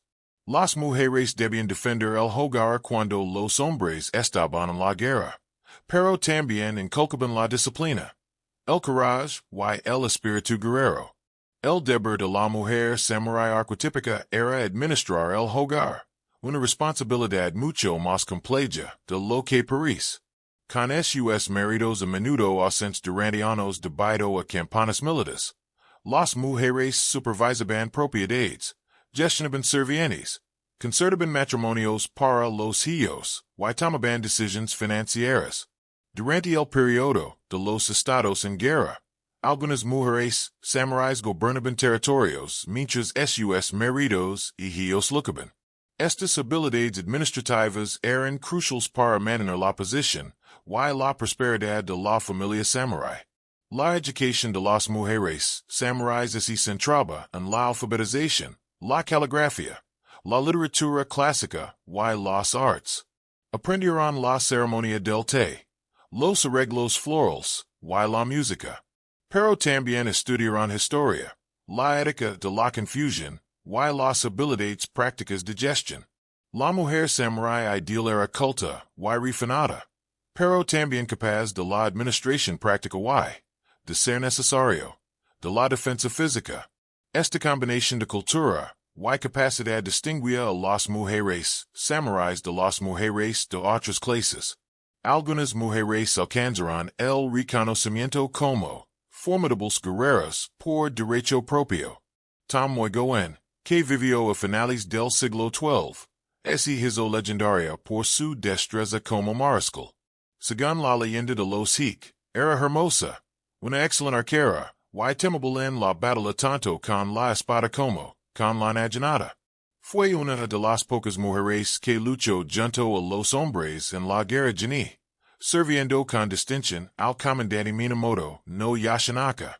Si bien es difícil verificar la precisión histórica, su historia inspiró a generaciones y demostró que las mujeres podían, en circunstancias excepcionales, convertirse en guerreras durante los asedios a castillos, comunes durante el periodo de los estados en guerra. Las mujeres solían luchar junto a los hombres en desesperadas últimas batallas. Cuando un castillo estaba a punto de caer, impugnaban la naginata y defendían sus hogares. Tras la derrota, en lugar de enfrentarse a la captura y el deshonor, las mujeres samuráis solían cometer una forma de suicidio ritual en el que se cortaban la garganta mientras se ataban las piernas con tela para asegurar una muerte digna. Esta práctica, paralela al sepulcro masculino, demostraba que también se esperaba que las mujeres eligieran la muerte antes que la deshonra. La defensa colectiva femenina más famosa tuvo lugar en el castillo Eizu Wakamatsu en 1868 durante la guerra Bosan que puso fin al shogunato Tokugawa. Las mujeres del castillo formaron un cuerpo de voluntarias armadas con naginata para ayudar a defenderse de las fuerzas imperiales. Cuando la derrota era inminente, muchas comisión llegaron. Estas mujeres que lucharon en una de las últimas batallas samuráis demostraron que el espíritu guerrero persistía en las mujeres incluso al final de la era samurai. El matrimonio para las samuráis era fundamentalmente político. Los matrimonios consolidaban alianzas entre familias y clanes, y las mujeres servían como vínculos vitales que unían a las casas poderosas. Las mujeres tenían poca libertad de elección sobre con quien casarse. Sus padres o señores concertaban los matrimonios basados en ventajas políticas. Una vez casadas, el principal deber de una mujer era engendrar herederos, especialmente varones, para continuar la línea familiar. La falta de hijos, especialmente varones, podía resultar en divorcio, independientemente de las cualidades personales de la mujer. Sin embargo, dentro de estas limitaciones, algunas mujeres ejercen una influencia considerable. Aconsejaban a maridos y hijos, a veces guiando la política del clan entre bastidores. Servían de intermediarias entre facciones rivals, utilizando sus connections con ambas familias para negociar la paz o concertar alianzas. Mediante la gestión de las finanzas domésticas, podían fortalecer o debilitar la posición de sus maridos. La habilidad política y la inteligencia podían otorgar poder a las mujeres a pesar de su subordinación formal. El concepto de honor se aplicaba tanto a las mujeres samuráis como a los hombres. El comportamiento de una mujer se reflejaba en su familia. Cualquier escándalo o incorrección deshonoraba a su familia natal y la de su esposo. La presión para mantener un comportamiento impecable era inmensa. Se esperaba que las mujeres soportaran las dificultades sin quejarse, que apoyaran las decisiones de su esposo, incluso en casos desastrosos, que sacrificaran sus deseos personales por el deber familiar. Se esperaba fortaleza, pero debía ser la fuerza para conformarse, para servir, para sacrificarse. Las obras literarias de las mujeres samuráis ofrecen una perspectiva de su vida interior. Algunas compusieron poesía que expresaba la soledad durante las largas ausencias de sus esposos, el miedo durante los periodos de guerra, el dolor por la muerte de sus hijos. Estos poemas revelan emociones humanas bajo la fachada del deber y el decoro. Nos recuerdan que las mujeres samuráis eran individuos con esperanzas, sueños y sentimientos, no simplemente roles en un sistema social. Durante la paz del periodo edito, el rol de jefas de las mujeres samuráis disminuyó, mientras que sus roles domésticos y culturales se expandieron. Se convirtieron en expertas en la ceremonia del té, los arreglos florales y otras artes. Educaban a sus hijos, enseñándoles a los varones alfabetización básica antes de que comenzaran la formación formal y a las hijas las habilidades que necesitarían. Gestionaban presupuestos familiares cada vez más complejos. A medida que las familias samuráis se enfrentaban a dificultades económicas, sus contribuciones mantenían a los hogares samuráis funcionando en tiempos difíciles. Algunas mujeres se convirtieron en artistas o poetas célebres, alcanzando un reconocimiento que trascendía su género. O hero betari, aunque una figura sobrenatural en el folclore, representaba la ansiedad sobre el poder femenino. La existencia de dicha folclore sugiere que, a pesar de la subordinación legal, se reconoce el poder de las mujeres. Un poder que los hombres a veces temían. La restauración Meiji, que puso fin a la era samurai, paradójicamente restringió los derechos de las mujeres en algunos aspectos, al tiempo que abrió nuevas oportunidades en otros. Los roles tradicionales se reforzaron a medida que el nuevo gobierno buscaba crear una sociedad moderna pero distintivamente japonesa. Pero el fin de la clase samurai también significó el fin de los matrimonios concertados obligatorios con fines políticos, y algunas mujeres encontraron nuevas posibilidades en la sociedad cambiante. Las mujeres samuráis no eran las víctimas indefensas que a veces se retratan en la cultura popular, en las reinas guerreras de la fantasía romántica. Eran individuos complejos que navegaban en un sistema que los valoraba y los limitaba a la vez. Encontraron maneras de ejercer su autonomía dentro de las limitaciones. de influir en los acontecimientos a pesar de su impotencia formal y de demostrar valencia de maneras accords con sus positions. Sus historias, aunque a menudo eclipsadas por las hazañas de los guerreros masculinos, son esenciales para comprender la sociedad samurái en toda su complejidad. Capítulo 10. Los samuráis y el mundo exterior. Durante la mayor parte de su historia, los samuráis existieron en un contexto puramente japonés. Pero a partir del siglo XVI, su contacto con el mundo exterior impactó profundamente tanto a Japón como a la propia clase samurái. Estos encuentros con comerciantes, misioneros y tecnología militar europeos obligaron a los samuráis a afrontar desafíos para los que sus tradiciones de mariscal no los habían preparado. Los primeros europeos en llegar a Japón fueron comerciantes portugueses que naufragaron en una isla cercana a Kyushu en 1543. Trajeron consigo algo que revolucionaria la guerra japonesa, armas de fuego. Los japoneses nunca habían visto armas de fuego, pero reconocieron de inmediato su importancia. En cuestión de décadas, los guerreros japoneses producen armas de fuego en cantidades que superaban la producción europea, y los ejércitos samuráis las integraban en sus tácticas. La introducción de las armas de fuego desafió fundamentalmente las tradiciones de los mariscales samuráis. Domina el arco y la espada requería años de entrenamiento. Un campesino así lo podía enseñar a usar una mecha en semanas. Las armas de fuego democratizaron la matanza, permitiendo a los soldados rasos abatir a guerreros legendarios a distancia. El mejor espadachín estaba en defensa ante una bala. Este avance tecnológico amenazaba con dejar obsoletas las habilidades que los samuráis habían cultivado durante siglos. Oda Nobunaga fue el primer daimyo en adoptar plenamente las armas de fuego. En la batalla de Nagashino de 1575, desplegó miles de arcabuceros protegidos por empalizadas de madera, utilizando descargas rotatorias para mantener un fuego constante. Cuando la caballería enemiga cargaba, los samuráis montados tradicionales en un ataque glorioso eran masacrados por disparos coordinados. Esta batalla demostró que las tácticas tradicionales samuráis estaban obsoletas frente a las armas modernas. La era del arquero montado estaba llegando a su fin. Sin embargo, los samuráis se adaptaron en lugar de desaparecer. Incorporaron armas de fuego a sus fuerzas, manteniendo su identidad.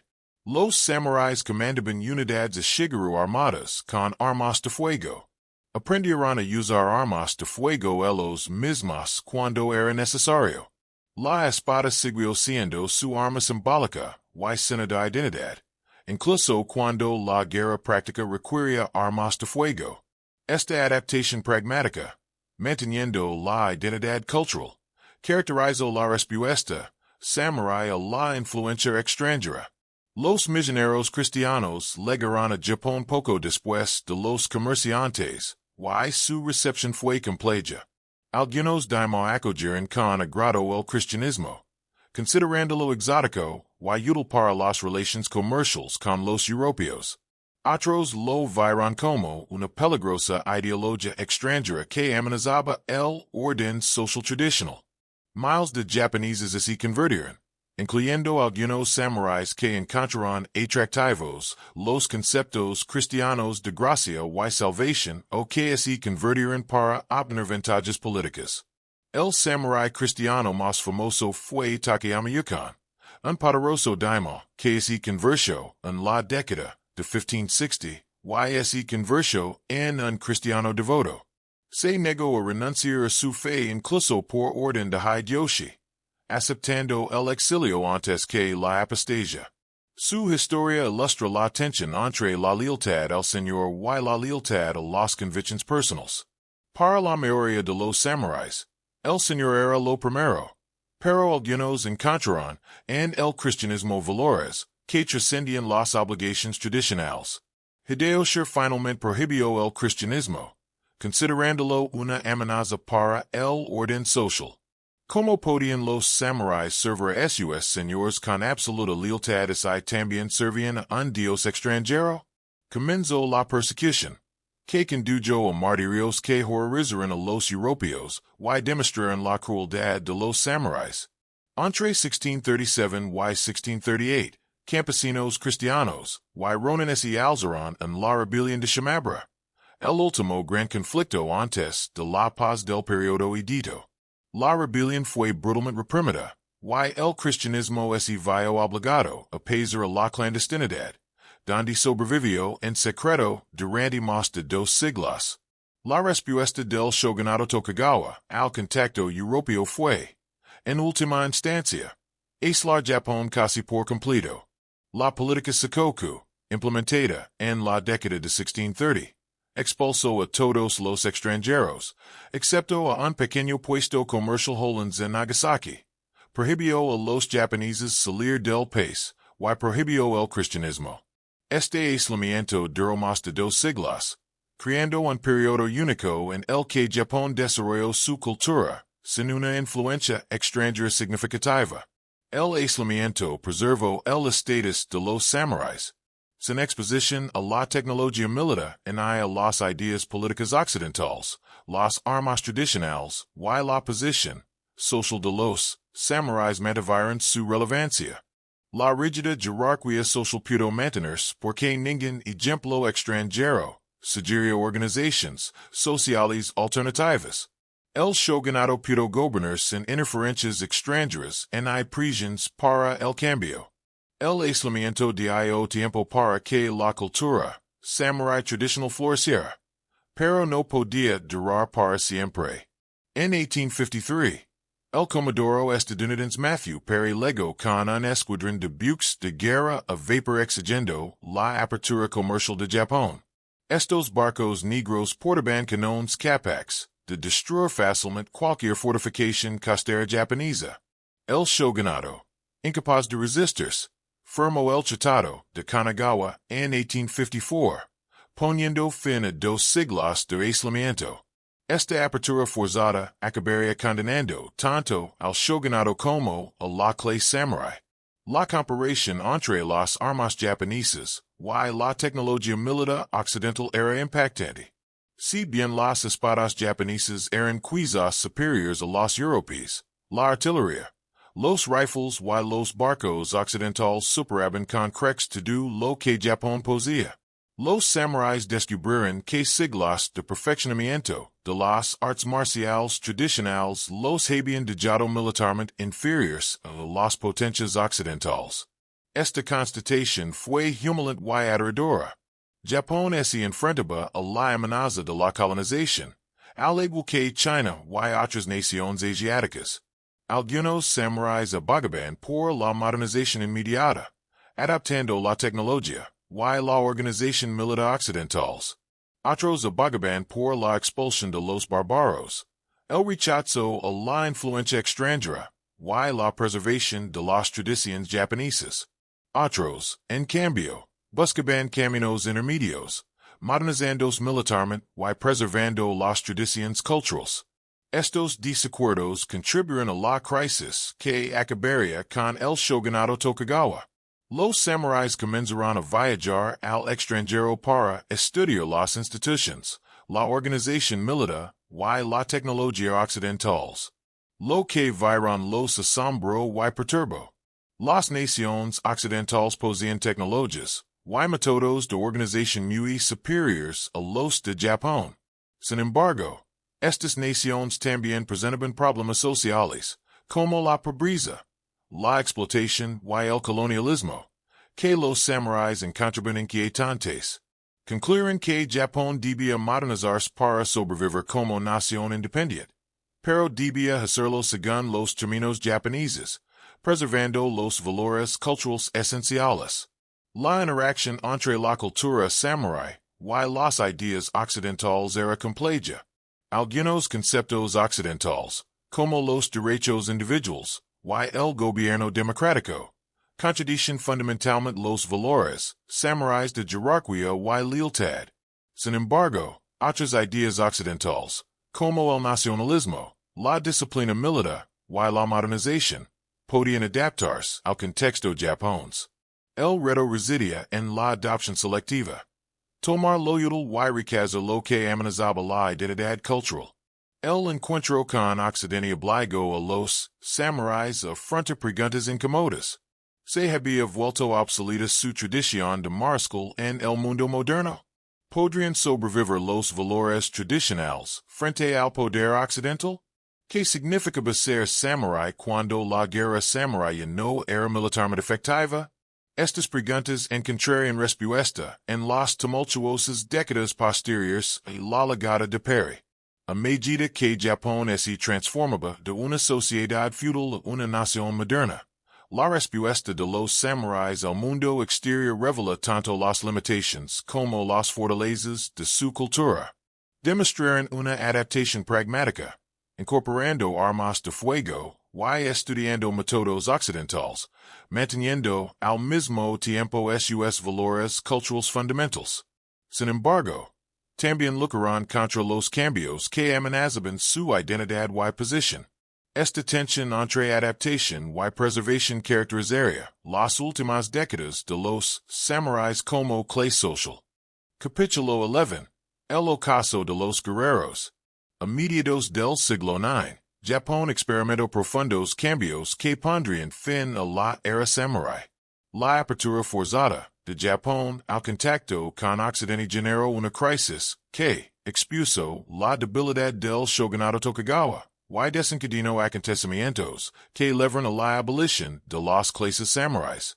Este periodo, trágico y transformador a la vez, marcó el fin de un estilo de vida que había existido durante casi 7 siglos. La crisis comenzó con la incapacidad del shogunato para resistir las exigencias de Imperio. Este fracaso demostró que el shogunato no podía cumplir su propósito fundamental, proteger a Japón de las amenazas extranjeras. Algunos samuráis, en particular de dominios que durante mucho tiempo habían resentido el dominio Tokugawa, comenzaron a cuestionar si el shogunato debía seguir gobernando. Quizás el emperador, que había sido una mera figura simbólica durante siglos, debía ser restituido al poder real. Dos dominios importantes lideraron el movimiento antishogunato: Satsuma, en el sur de Kyushu, y Choshu, en el oeste de Honshu. Estos dominios habían sido ajenos a la política Tokugawa, y sus samuráis albergaban rencor contra el shogunato.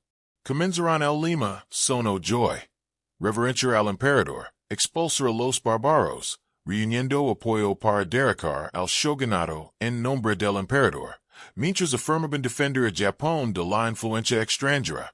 Irónicamente, estos samuráis anti-extranjeros pronto se dieron cuenta de que Japón no podía expulsar a los occidentales mediante la fuerza militar. Cuando los samuráis de Chosu dispararon contra barcos occidentales en 1863, la respuesta occidental, un bombardeo naval que destruyó las fortificaciones de Chosu, demostró la inutilidad de la simple resistencia.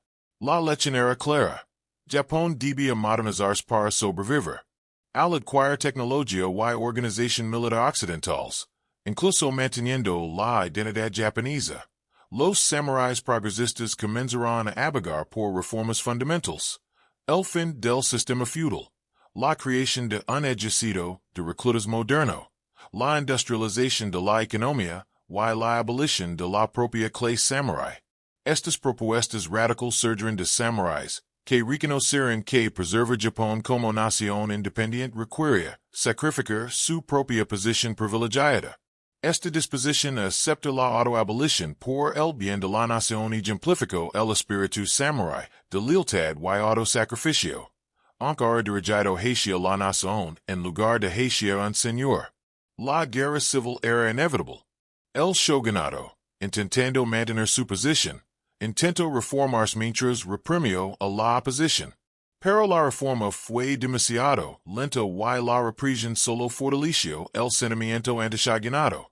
En 1867, el shogun dimitió, con la esperanza de que esta abdicación voluntaria permitiera una transición pacífica. Pero los líderes de Satsuma, y chose tomar el poder en un golpe de estado, declarando la restauración magi, la restauración del emperador al gobierno real. La guerra de Bosnia de 1868 a 1869 enfrentó a las fuerzas pro-imperiales contra los leales al shogunato. Aunque a veces se idealizó como un choque entre samuráis tradicionalistas y modernizadores, la realidad fue más compleja. Ambos bandos emplearon armas modernas y afirmaron actuar en beneficio de Japón. El resultado de la guerra nunca estuvo seriamente en duda. El bando imperial contaba con más tropas, recursos y impulso. Pero algunos leales al shogunato lucraron con violencia en causas perdidas, demostrando los valores samuráis de lealtad, incluso en la derrota. La última resistencia más famosa tuvo lugar en el asedio del castillo de Wakamatsu, donde samuráis leales al shogunato lucraron desesperadamente a pesar de saber que la causa estaba perdida. La Brigada del Tigre Blanco, una unidad de samuráis adolescentes, se suicidó al creer erróneamente que el castillo había caído. Sus muertes se convirtieron en un símbolo de la lealtad samurái y del trágico final de una era. El castillo finalmente se rindió y los supervivientes se enfrentaron al nuevo orden bajo el emperador. El gobierno magi, controlado por antiguos samuráis de Satsuma y Chosu, inició reformas radicales.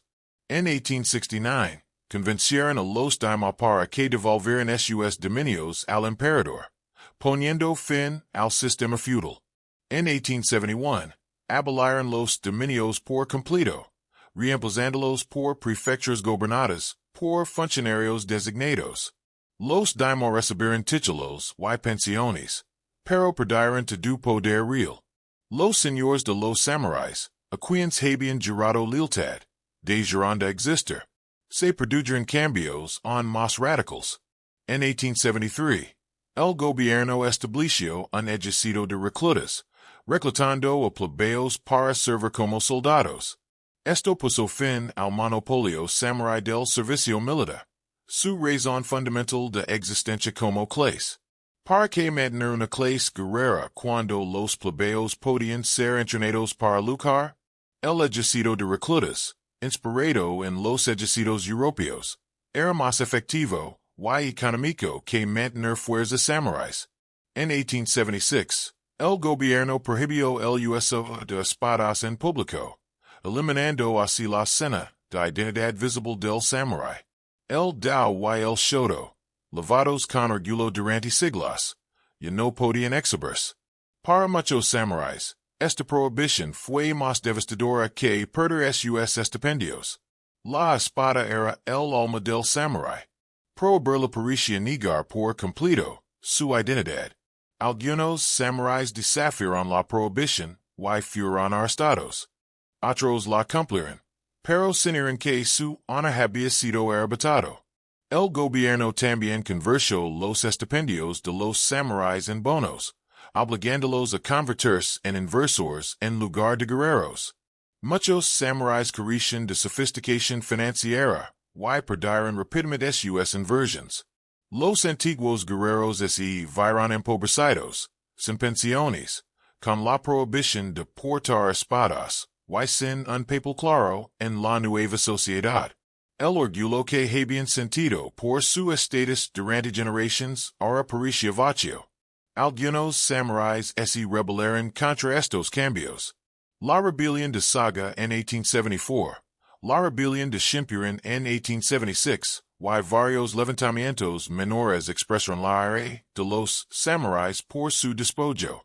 Pero la más grande y grave fue la rebelión de Satsuma de 1877, liderada por Seigo Takamori, un héroe de la restauración Meiji, quien se había desilusionado con la dirección del nuevo gobierno. Seigo y unos 40.000 seguidores, samuráis se rebelaron, alegando que el gobierno había traicionado los valores samuráis. El gobierno respondió con su nuevo ejército de reclutas, demostrando que los soldados comunes con armas modernas podían derrotar a los samuráis. La rebelión duró 8 meses, y finalizó cuando cego. Herido y rodado, comicio seppuku. Su muerte marcó la última acción militar de los samuráis como clase. La última rebelión samurái tradicional en la historia de Japón. La rebelión Satsuma demostró que la era samurái había llegado a su fin. Las virtudes samuráis, el coraje, la lealtad y la destreza con las armas tradicionales ya no eran suficientes. La guerra moderna requería economías industriales, ejércitos masivos y tecnología moderna. La destreza individual de un mariscal significaba poco contra unidades organizadas, equipadas con rifles y artillería. El camino del guerrero había quedado obsoleto por fuerzas históricas que escapaban al control individual. Los antiguos samuráis se adaptaron al nuevo orden de diversas maneras. Algunos se convirtieron en oficiales militares del nuevo ejército, aplicando la disciplina samurái a la guerra moderna. Otros ingresaron al servicio gubernamental utilizando habilidades administrativas desarrolladas en la gestión de dominios. Algunos se convirtieron en empresarios. Aunque esto requirió superar los prejuicios samuráis contra el comercio. Unos pocos se convirtieron en maestros, preservando la cultura samurái mediante la educación. Muchos lucharon contra la pobreza y la pérdida de estatus, amargados por un mundo que ya no valoraba sus tradiciones. Sin embargo, al final, la era samurái logró un último acto de servicio. Los antiguos samuráis que lideraron la gran restauración sacrificaron la existencia de su propia clase para modernizar Japón. Este sacrificio permitió a Japón convertirse en la única nación asiática que resistió con éxito la colonización occidental. Se modernizó rápidamente y entró en el siglo XX como una gran potencia. Los samuráis, al abolirse, quizás realizaron su mayor servicio a Japón. Capítulo 12. El legado moderno. Aunque la clase samurái fue abolida en la década de 1870, su legado influyó profundamente en el Japón moderno y continúa moldeando la cultura y identidad japonesas en la actualidad. Comprender este legado ayuda a explicar cómo la cultura guerrera medieval se romantizó hasta convertirse en un poderoso símbolo que trasciende su contexto histórico. El gobierno Meiji, a pesar de abolir la clase samurái, promovió los valores samuráis como fundamento de la identidad nacional japonesa. El concepto de Bushido, codificado durante el pacífico periodo Edo, se reinterpretó como el espíritu japonés esencial, lealtad, disciplina, valencia y disposición al sacrificio por la nación. Estos valores, derivados de la cultura samurái, se presentaron como características definitorias de todos los japoneses. Las escuelas enseñaban los principios del Bushido, aunque ahora orientados al servicio del emperador y la nación, en lugar de al señor feudal. Esta nacionalización del Bushido tuvo fines políticos. El gobierno necesitaba crear unidad a partir de una población diversa que había estado dividida en dominios y clases durante siglos. Al afirmar que los valores del Bushido eran inherentes a la identidad japonesa, el gobierno creó una narrativa cultural que trascendía las lealtades locales. Todos los japoneses, independientemente de su ascendencia, podían encarnar el espíritu samurái sirviendo lealmente a la nación. El ejército abrazó particularmente la ideología samurái. Los oficiales del nuevo ejército y la armada imperial japoneses provenían a menudo de familias samuráis y introdujeron los valores samuráis en el servicio militar moderno. El énfasis en la lealtad, la obediencia y la disposición a morir por el emperador creó una cultura militar notablemente cohesionada y motivada. A los soldados se les decía que eran herederos de la tradición samurái, luchando con el mismo espíritu que los antiguos guerreros. Esta adopción militar del Bushido tuvo consecuencias nefastas. Durante el periodo militarista, desde la década de 1930 hasta la Segunda Guerra Mundial, se utilizaron valores, samuráis distorsionados para justificar la agresión, la crueldad y la resistencia fanática. El concepto de morir antes de rendirse, admirable en guerreros individuals, se volvió destructivo al aplicarse a ejércitos enteros. Los ataques suicidas kamikaze, llamados así por el viento divino, que salvó a Japón de los mongols, representaban una corrupción de los ideales samuráis, exigiendo el suicidio masivo en aras de una guerra perdida. Tras la derrota de Japón en 1945, la cultura samurái se volvió controvertida. Algunos culparon al bushido de las atrocidades cometidas por Japón durante la guerra, argumentando que los valores samuráis de lealtad absoluta y deshumanización de los enemigos habían propiciado actos terribles. Otros defendieron el bushido, argumentando que había sido corrompido por militaristas que distorsionaron las tradiciones nobles con fines malignos. Este debate continúa hoy en día, sin un consenso claro sobre la responsabilidad de la cultura samurái en el militarismo japonés del siglo XX. El Japón moderno mantiene relaciones complejas con su pasado samurái. Por un lado, se celebra los samuráis por encarnar valores admirables, lealtad, disciplina, refinamiento estético y destreza como mariscal. Las películas, series de televisión, novelas y mangas samurai son enormemente populares.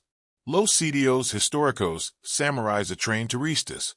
La imagen del guerrero samurái sigue siendo un poderoso símbolo de la cultura japonesa.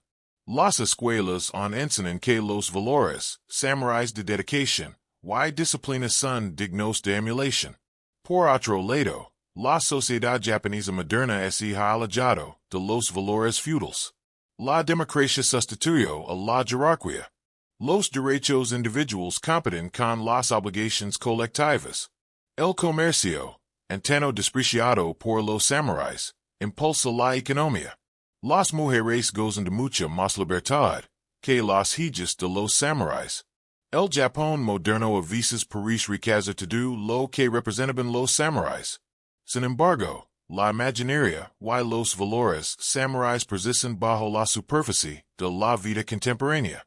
Las artes marciales derivadas de las tradiciones samuráis siguen practicándose ampliamente.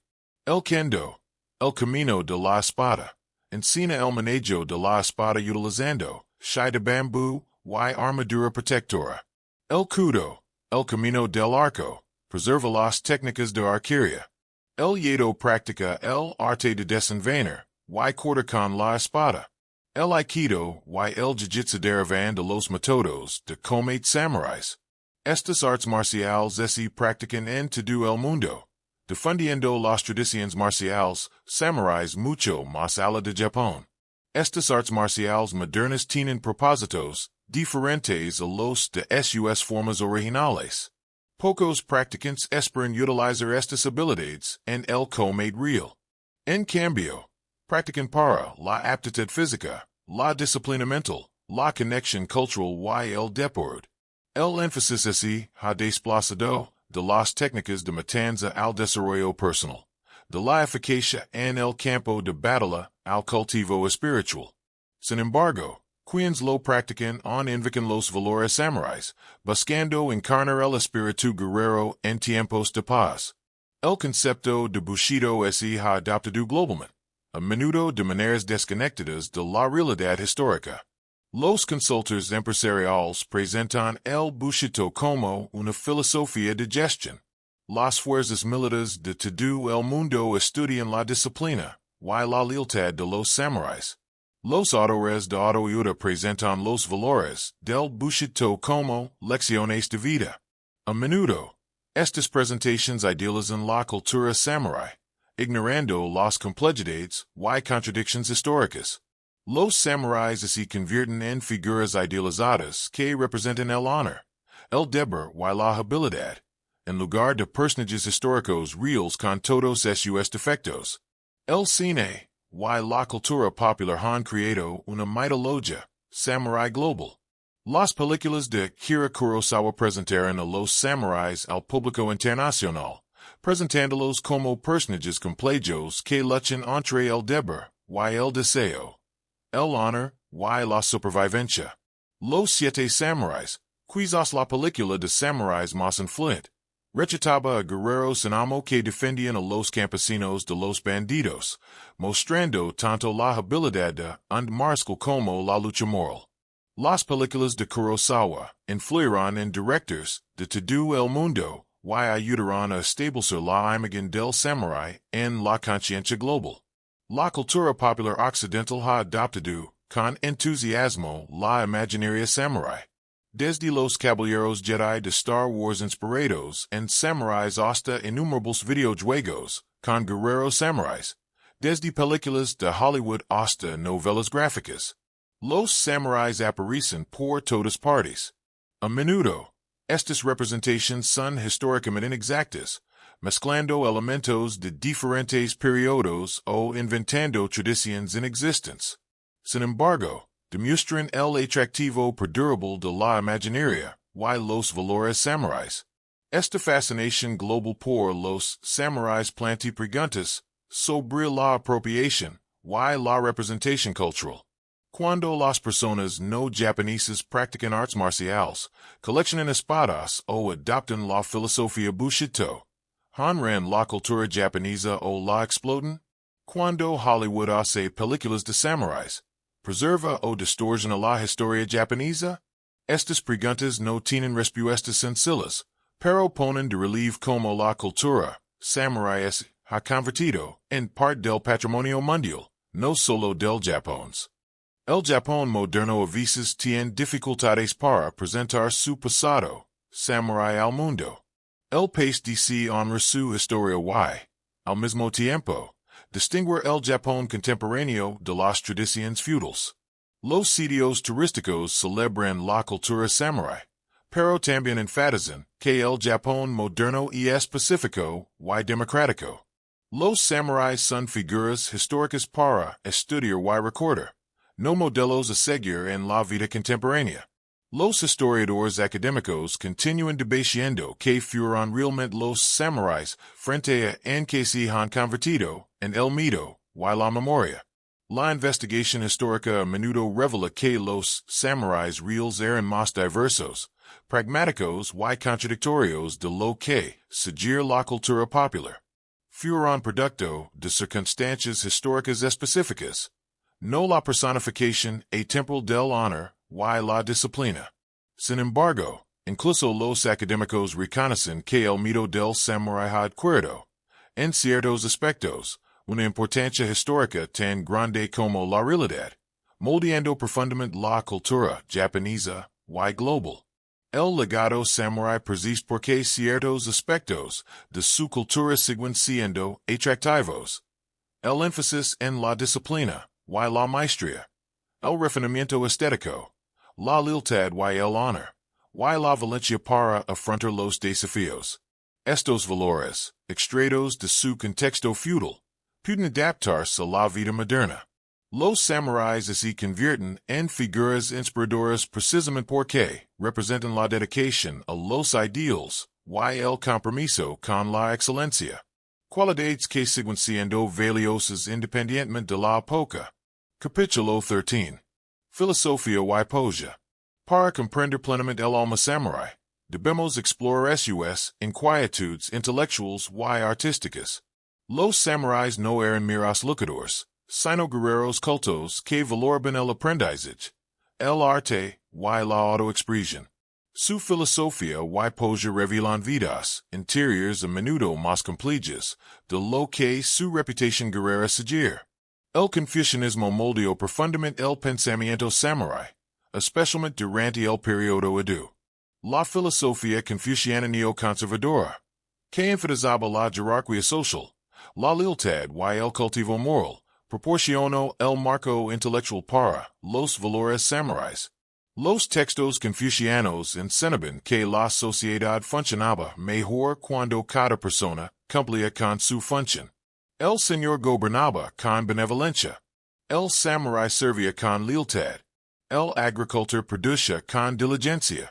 El comerciante comerciaba con honestidad.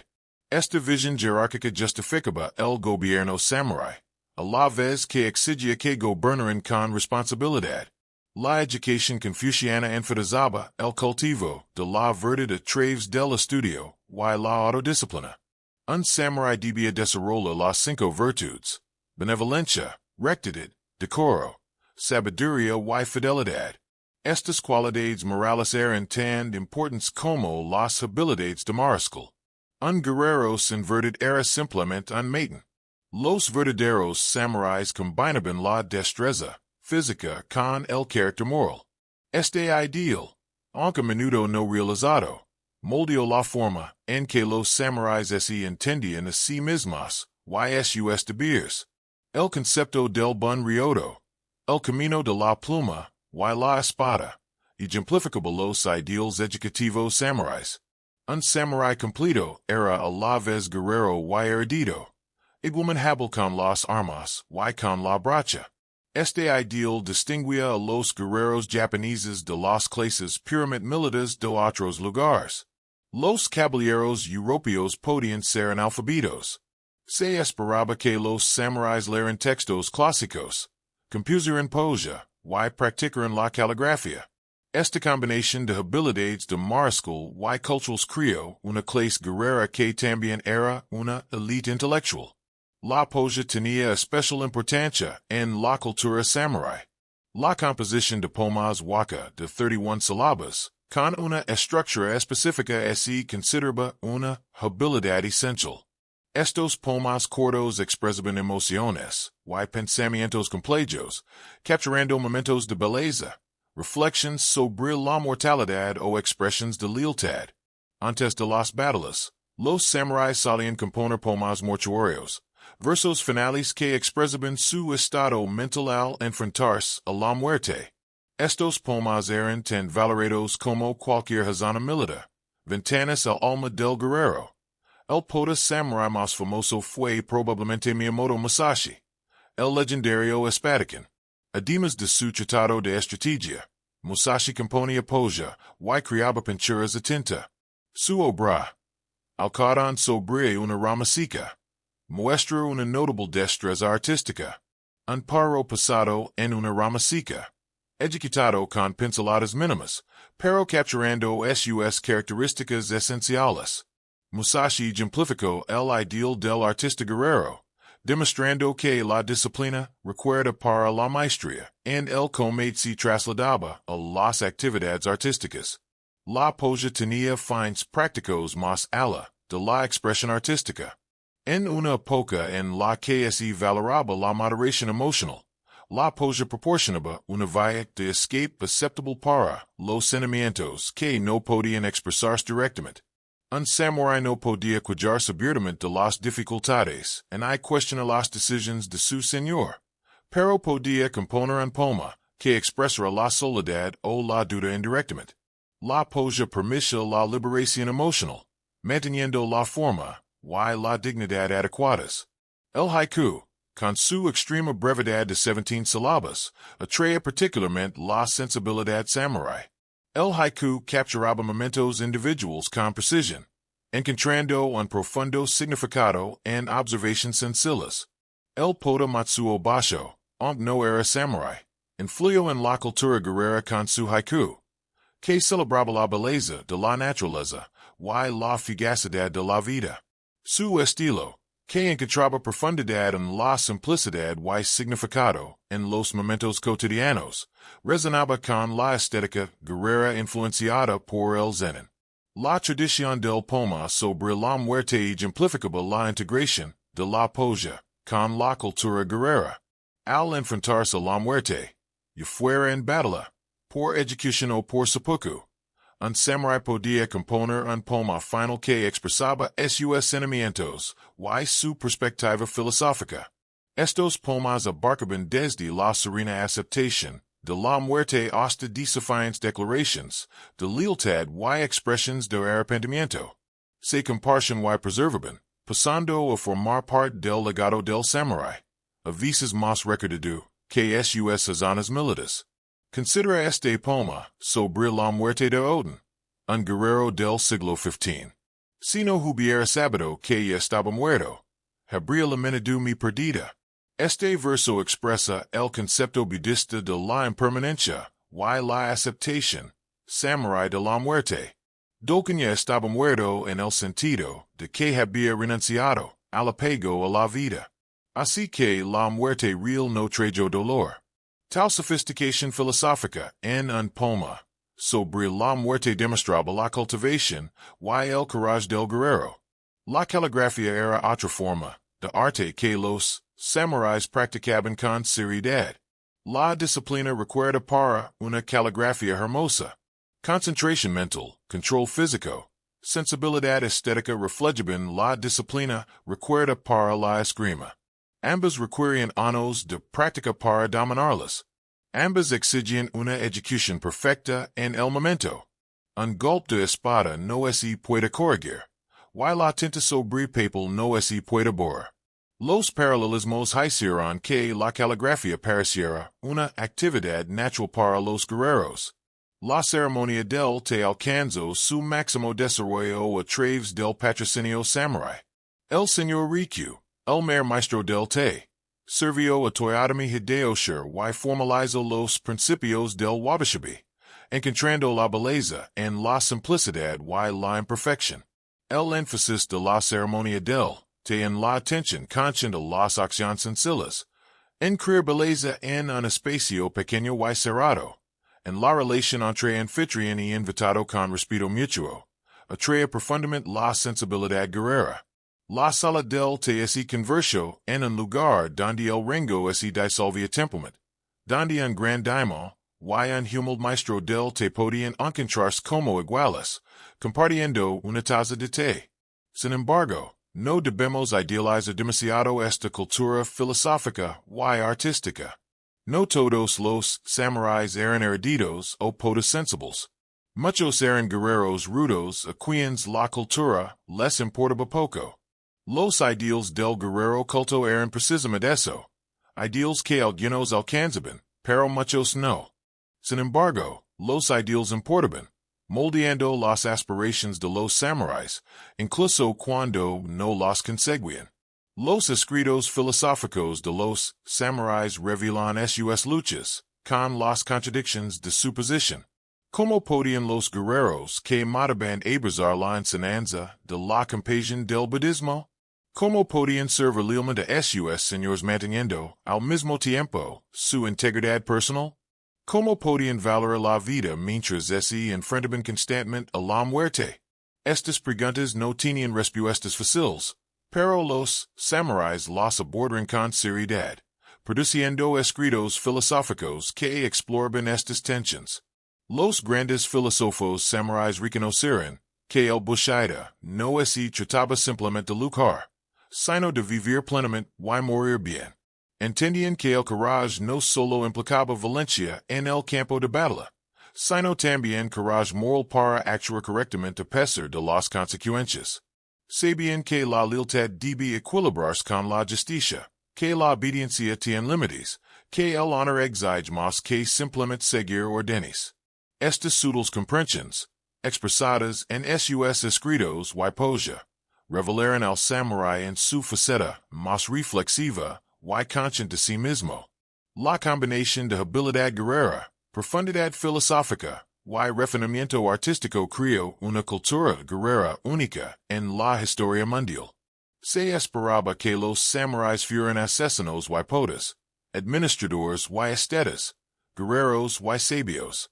Este ideal multifacético produjo individuos de notable complejidad y una cultura que valoraba tanto la acción como la contemplación, la fuerza y la belleza, la muerte y el arte. Comprender esta dimensión filosófica y artística es esencial para comprender quiénes eran realmente los samuráis. Capítulo 14. Armas y armaduras. Las armas y armaduras de los samuráis no eran meras herramientas, sino expresiones de cultura, tecnología y identidad. Cada país se elaboraba con extraordinario cuidado, combinando funcionalidad y belleza, encarnando el ideal samurái de unidad entre lo práctico y lo estético. Comprender estos implementos, comprender la cultura material de la clase guerrera. Y hemos analizado la katana en profundidad. Pero otras espadas eran igualmente importantes. El tachi, con el filo desgastado hacia abajo, y suspendido del cinturón, era la espada principal antes de la katana. Era ligeramente más larga y curvada, diseñada para el combate de caballería. El wakizashi, o espada corta, se usaba junto con la katana, y se llamaba daisho, que significa grande y pequeño. El wakiashi servía como arma de apoyo, y era la joya utilizada para el seppuku. El tanto, una daga, se usaba para el combate cuerpo a cuerpo y con fines prácticos. La producción de cada espada era un preciso sagrado. Los espaderos solían realizar rituals de purificación antes de comenzar a trabajar, reconociendo la importancia espiritual de crear un arma capaz de curar vidas. El guerrero no era simplemente un artesano, sino un artista y sacerdote, que canalizaba el poder espiritual en la joya. Se creía que algunas espadas poseían cualidades sobrenaturales, trayendo suerte a sus dueños o maldiciendo a quienes los impugnaban indignamente. La lanza o yari fue, de hecho, el arma principal en el campo de batalla durante gran parte de la historia samurái. Las lanzas eran más prácticas que las espadas en el combate masivo, ofreciendo mayor alcance y siendo más fáciles de usar con eficacia con un entrenamiento limitado. Los samuráis se entrenaban extensamente en sojitsu, el arte de la lanza, desarrollando técnicas de estacada, barrido y bloqueos defensivos. Los samuráis de élite portaban lanzas ornamentadas con distintivas joyas en forma de cruz o covas, lo que los hacía reconocibles en el campo de batalla. El arco siguió siendo importante a lo largo de la historia samurái a pesar de la introducción de las armas de fuego. El yumi, el arco largo japonés, medía más de 2 m de altura y tenía un diseño asimétrico. La empuñadura estaba aproximadamente un tercio de la base, en lugar de centrada. Este diseño inusual permitía a los arqueros montados disparar a caballo con mayor facilidad. El tiro con arco consideraba el arte marcial más noble, y su dominio requería años de entrenamiento. El jutsu, el arte del arco, se centraba no solo en dar en el blanco, sino en hacerlo con la técnica, la respiración y el estado mental adecuados. Cuando llegaron las armas de fuego en el siglo XVI, los samuráis inicialmente las desdeñaron por considerarlas armas deshonrosas, que no requerían habilidad y que permitían a los cobardes matar a guerreros valientes. Pero los daimyo prácticos reconocieron rápidamente la eficacia de las armas de fuego y comenzaron a producirlas en grandes cantidades. El Tanigashima, llamado así por la isla donde los portugueses introdujeron por primera vez las armas de fuego, se convirtió en equipo estándar en los ejércitos samuráis. Unidades de Shigeru armadas con arquebuses de mecha podían devastar las cargas tradicionales de los samuráis montados. La armadura evolucionó significativamente a lo largo de los siglos. Los primeros samuráis usaban yoroi, una elaborada armadura con forma de kaya, hecha de pequeñas placas de hierro o cuero unidas con cordones de colores. Esta armadura fue diseñada para el tiro con arco a caballo, protegiendo al guerrero a la vez que permitía libertad de movimiento para disparar a caballo. El yoroi era una imagen magnífica, colorido y imponente, decorado con escudos familiares y cascos distintivos. La armadura de cada guerrero era única, lo que lo hacía reconocible en el campo de batalla. El kabuto, o casco, era particularmente distintivo. Estos cascos presentaban bases en forma de bielas que se fijaban diversos adornos y elementos decorativos. El mate, un escudo montado en la parte frontal, podía tener forma de cuernos, medialunas o criaturas mitológicas. Algunos eran estructuras enormes y imponentes diseñadas para que el portador pareciera más grande y temible. El casco también incluía el mempo, una máscara facial que protegía la parte inferior del rostro, y que a menudo se diseñaba para imitar demonios o bestias regianes, lo que contribuía a la apariencia aterradora del guerrero. A medida que la guerra evolucionó hacia el combate de infantería, la armadura cambió. El tuku, o armadura moderna, apareció en el siglo XVI. Esta armadura era más práctica, más sencilla de fabricar, y más adecuada para soldados de infantería armados con lanzas y armas de fuego. Sacrificaba la elaborada estética de algunas de las armaduras anteriores en beneficio de la funcionalidad, aunque seguía siendo impresionante. Las placas eran más grandes, el encage más sencillo, y el diseño general reflejaba las necesidades prácticas de la guerra en masa. Los samuráis también usaban otras armas. El kanab, un guerrero pesado con incrustaciones de metal, podía aplastar armaduras y huesos. La caserema, una hoz con una cadena lustrada, permitía ataques y defensas complejos. La naginata, mencionada anteriormente como arma femenina, también era utilizada por monjes y algunos samuráis. Cada arma requería entrenamiento especializado, y algunos samuráis se convertían en maestros en el manejo de varias armas, capaces de adaptarse a cualquier situación. El proceso de elaboración de una armadura era complejo y requería asistencia. Un samurái no podía armar solo. Sus sirvientes lo ayudaban a vestirse, entrelazando los países de la armadura, asegurándose de que todo lo quedara bien, y así moviera con libertad. Esta dependencia de los demás reflejaba la naturaleza comunitaria de la vida samurái. Un guerrero no era un individuo aislado, sino parte de una familia y un clan que lo apoyaban. La armadura y las armas tenían propósitos psicológicos más allá de la protección física.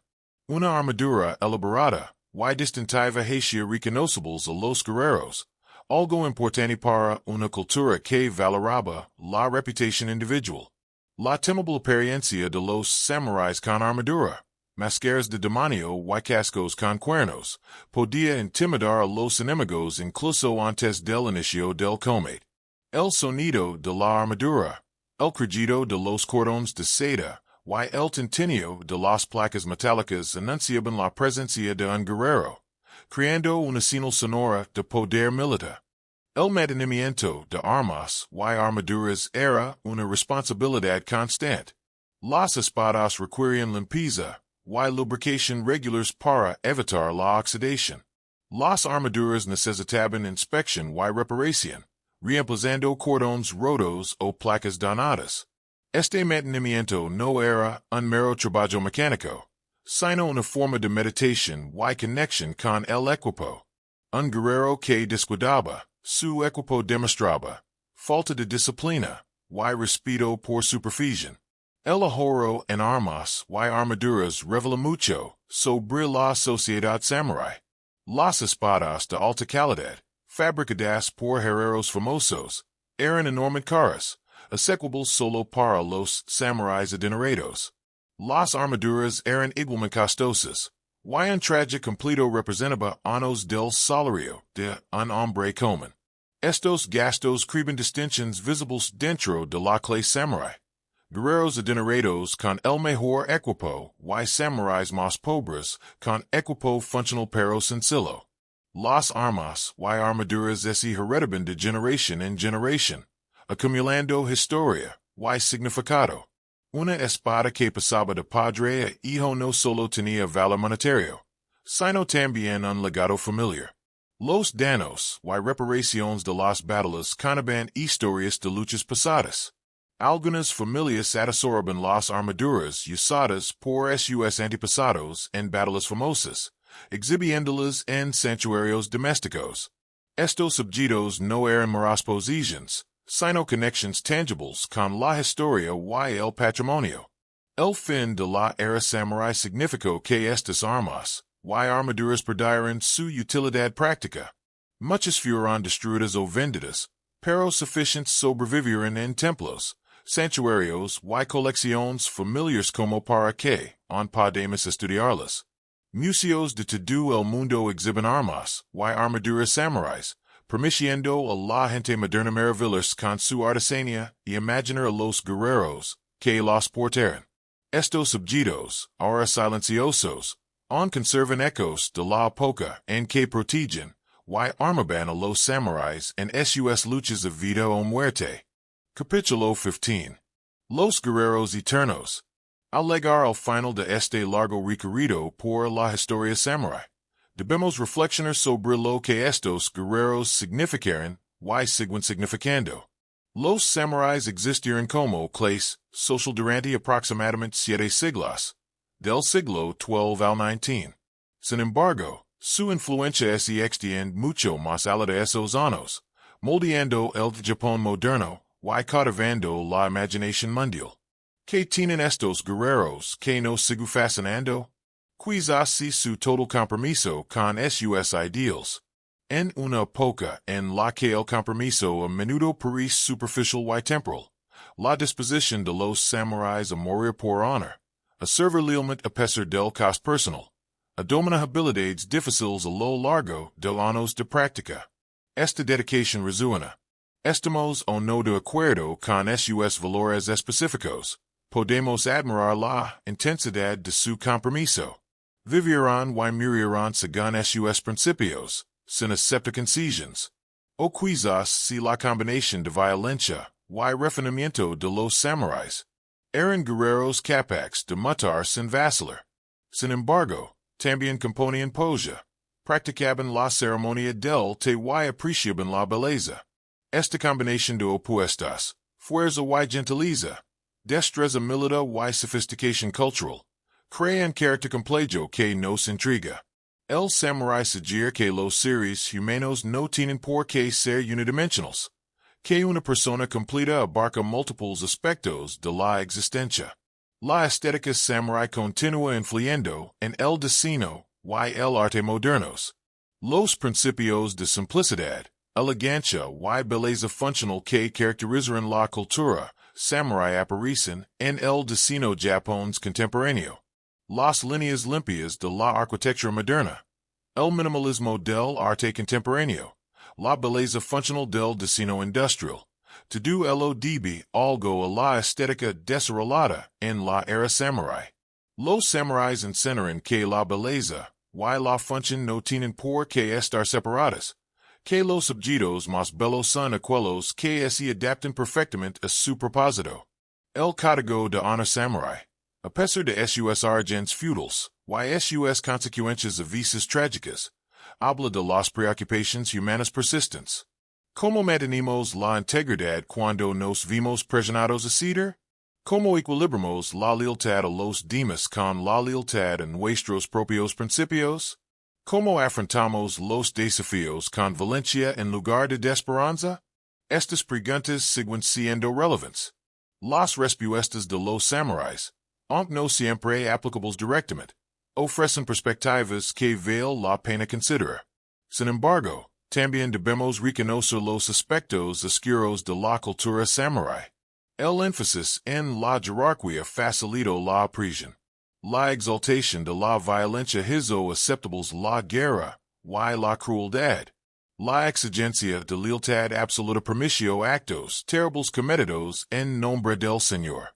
El rígido sistema social restringió la libertad y el potencial humanos.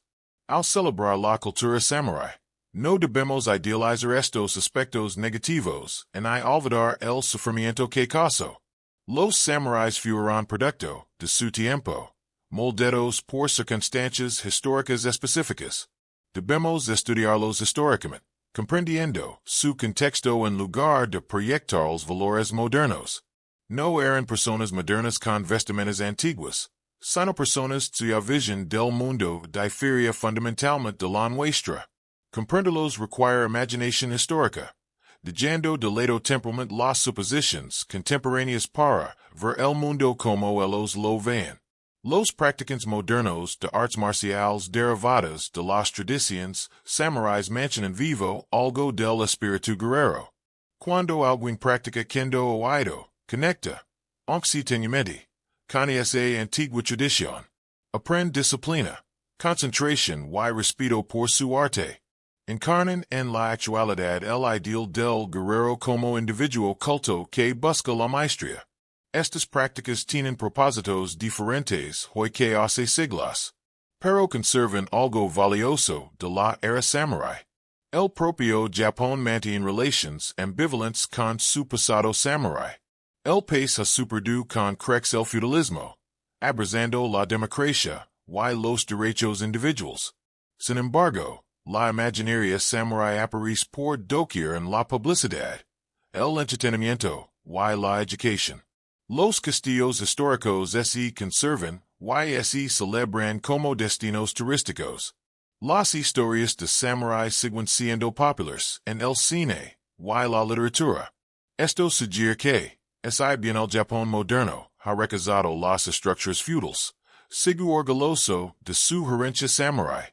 Al ver en estos guerreros la personificación de la identidad y los valores japoneses, la fascinación global por los samuráis refleja quizás un anhelo por códigos de honor y comunidades de lealtad.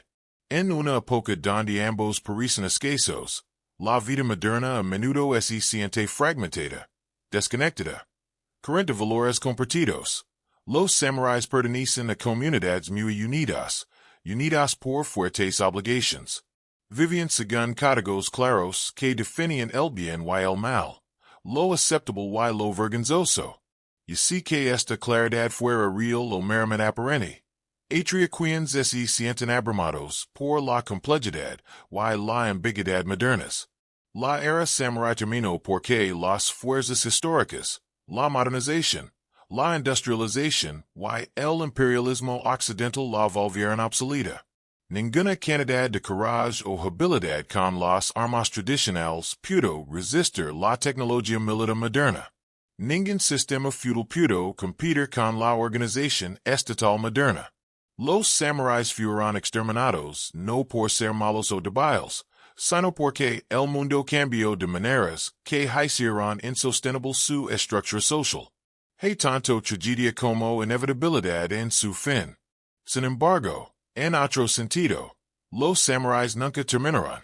Sus valores, transformados y adaptados, persisten en el Japón moderno. El énfasis en la lealtad, la disciplina, y la dedicación al deber continúa moldeando la cultura japonesa.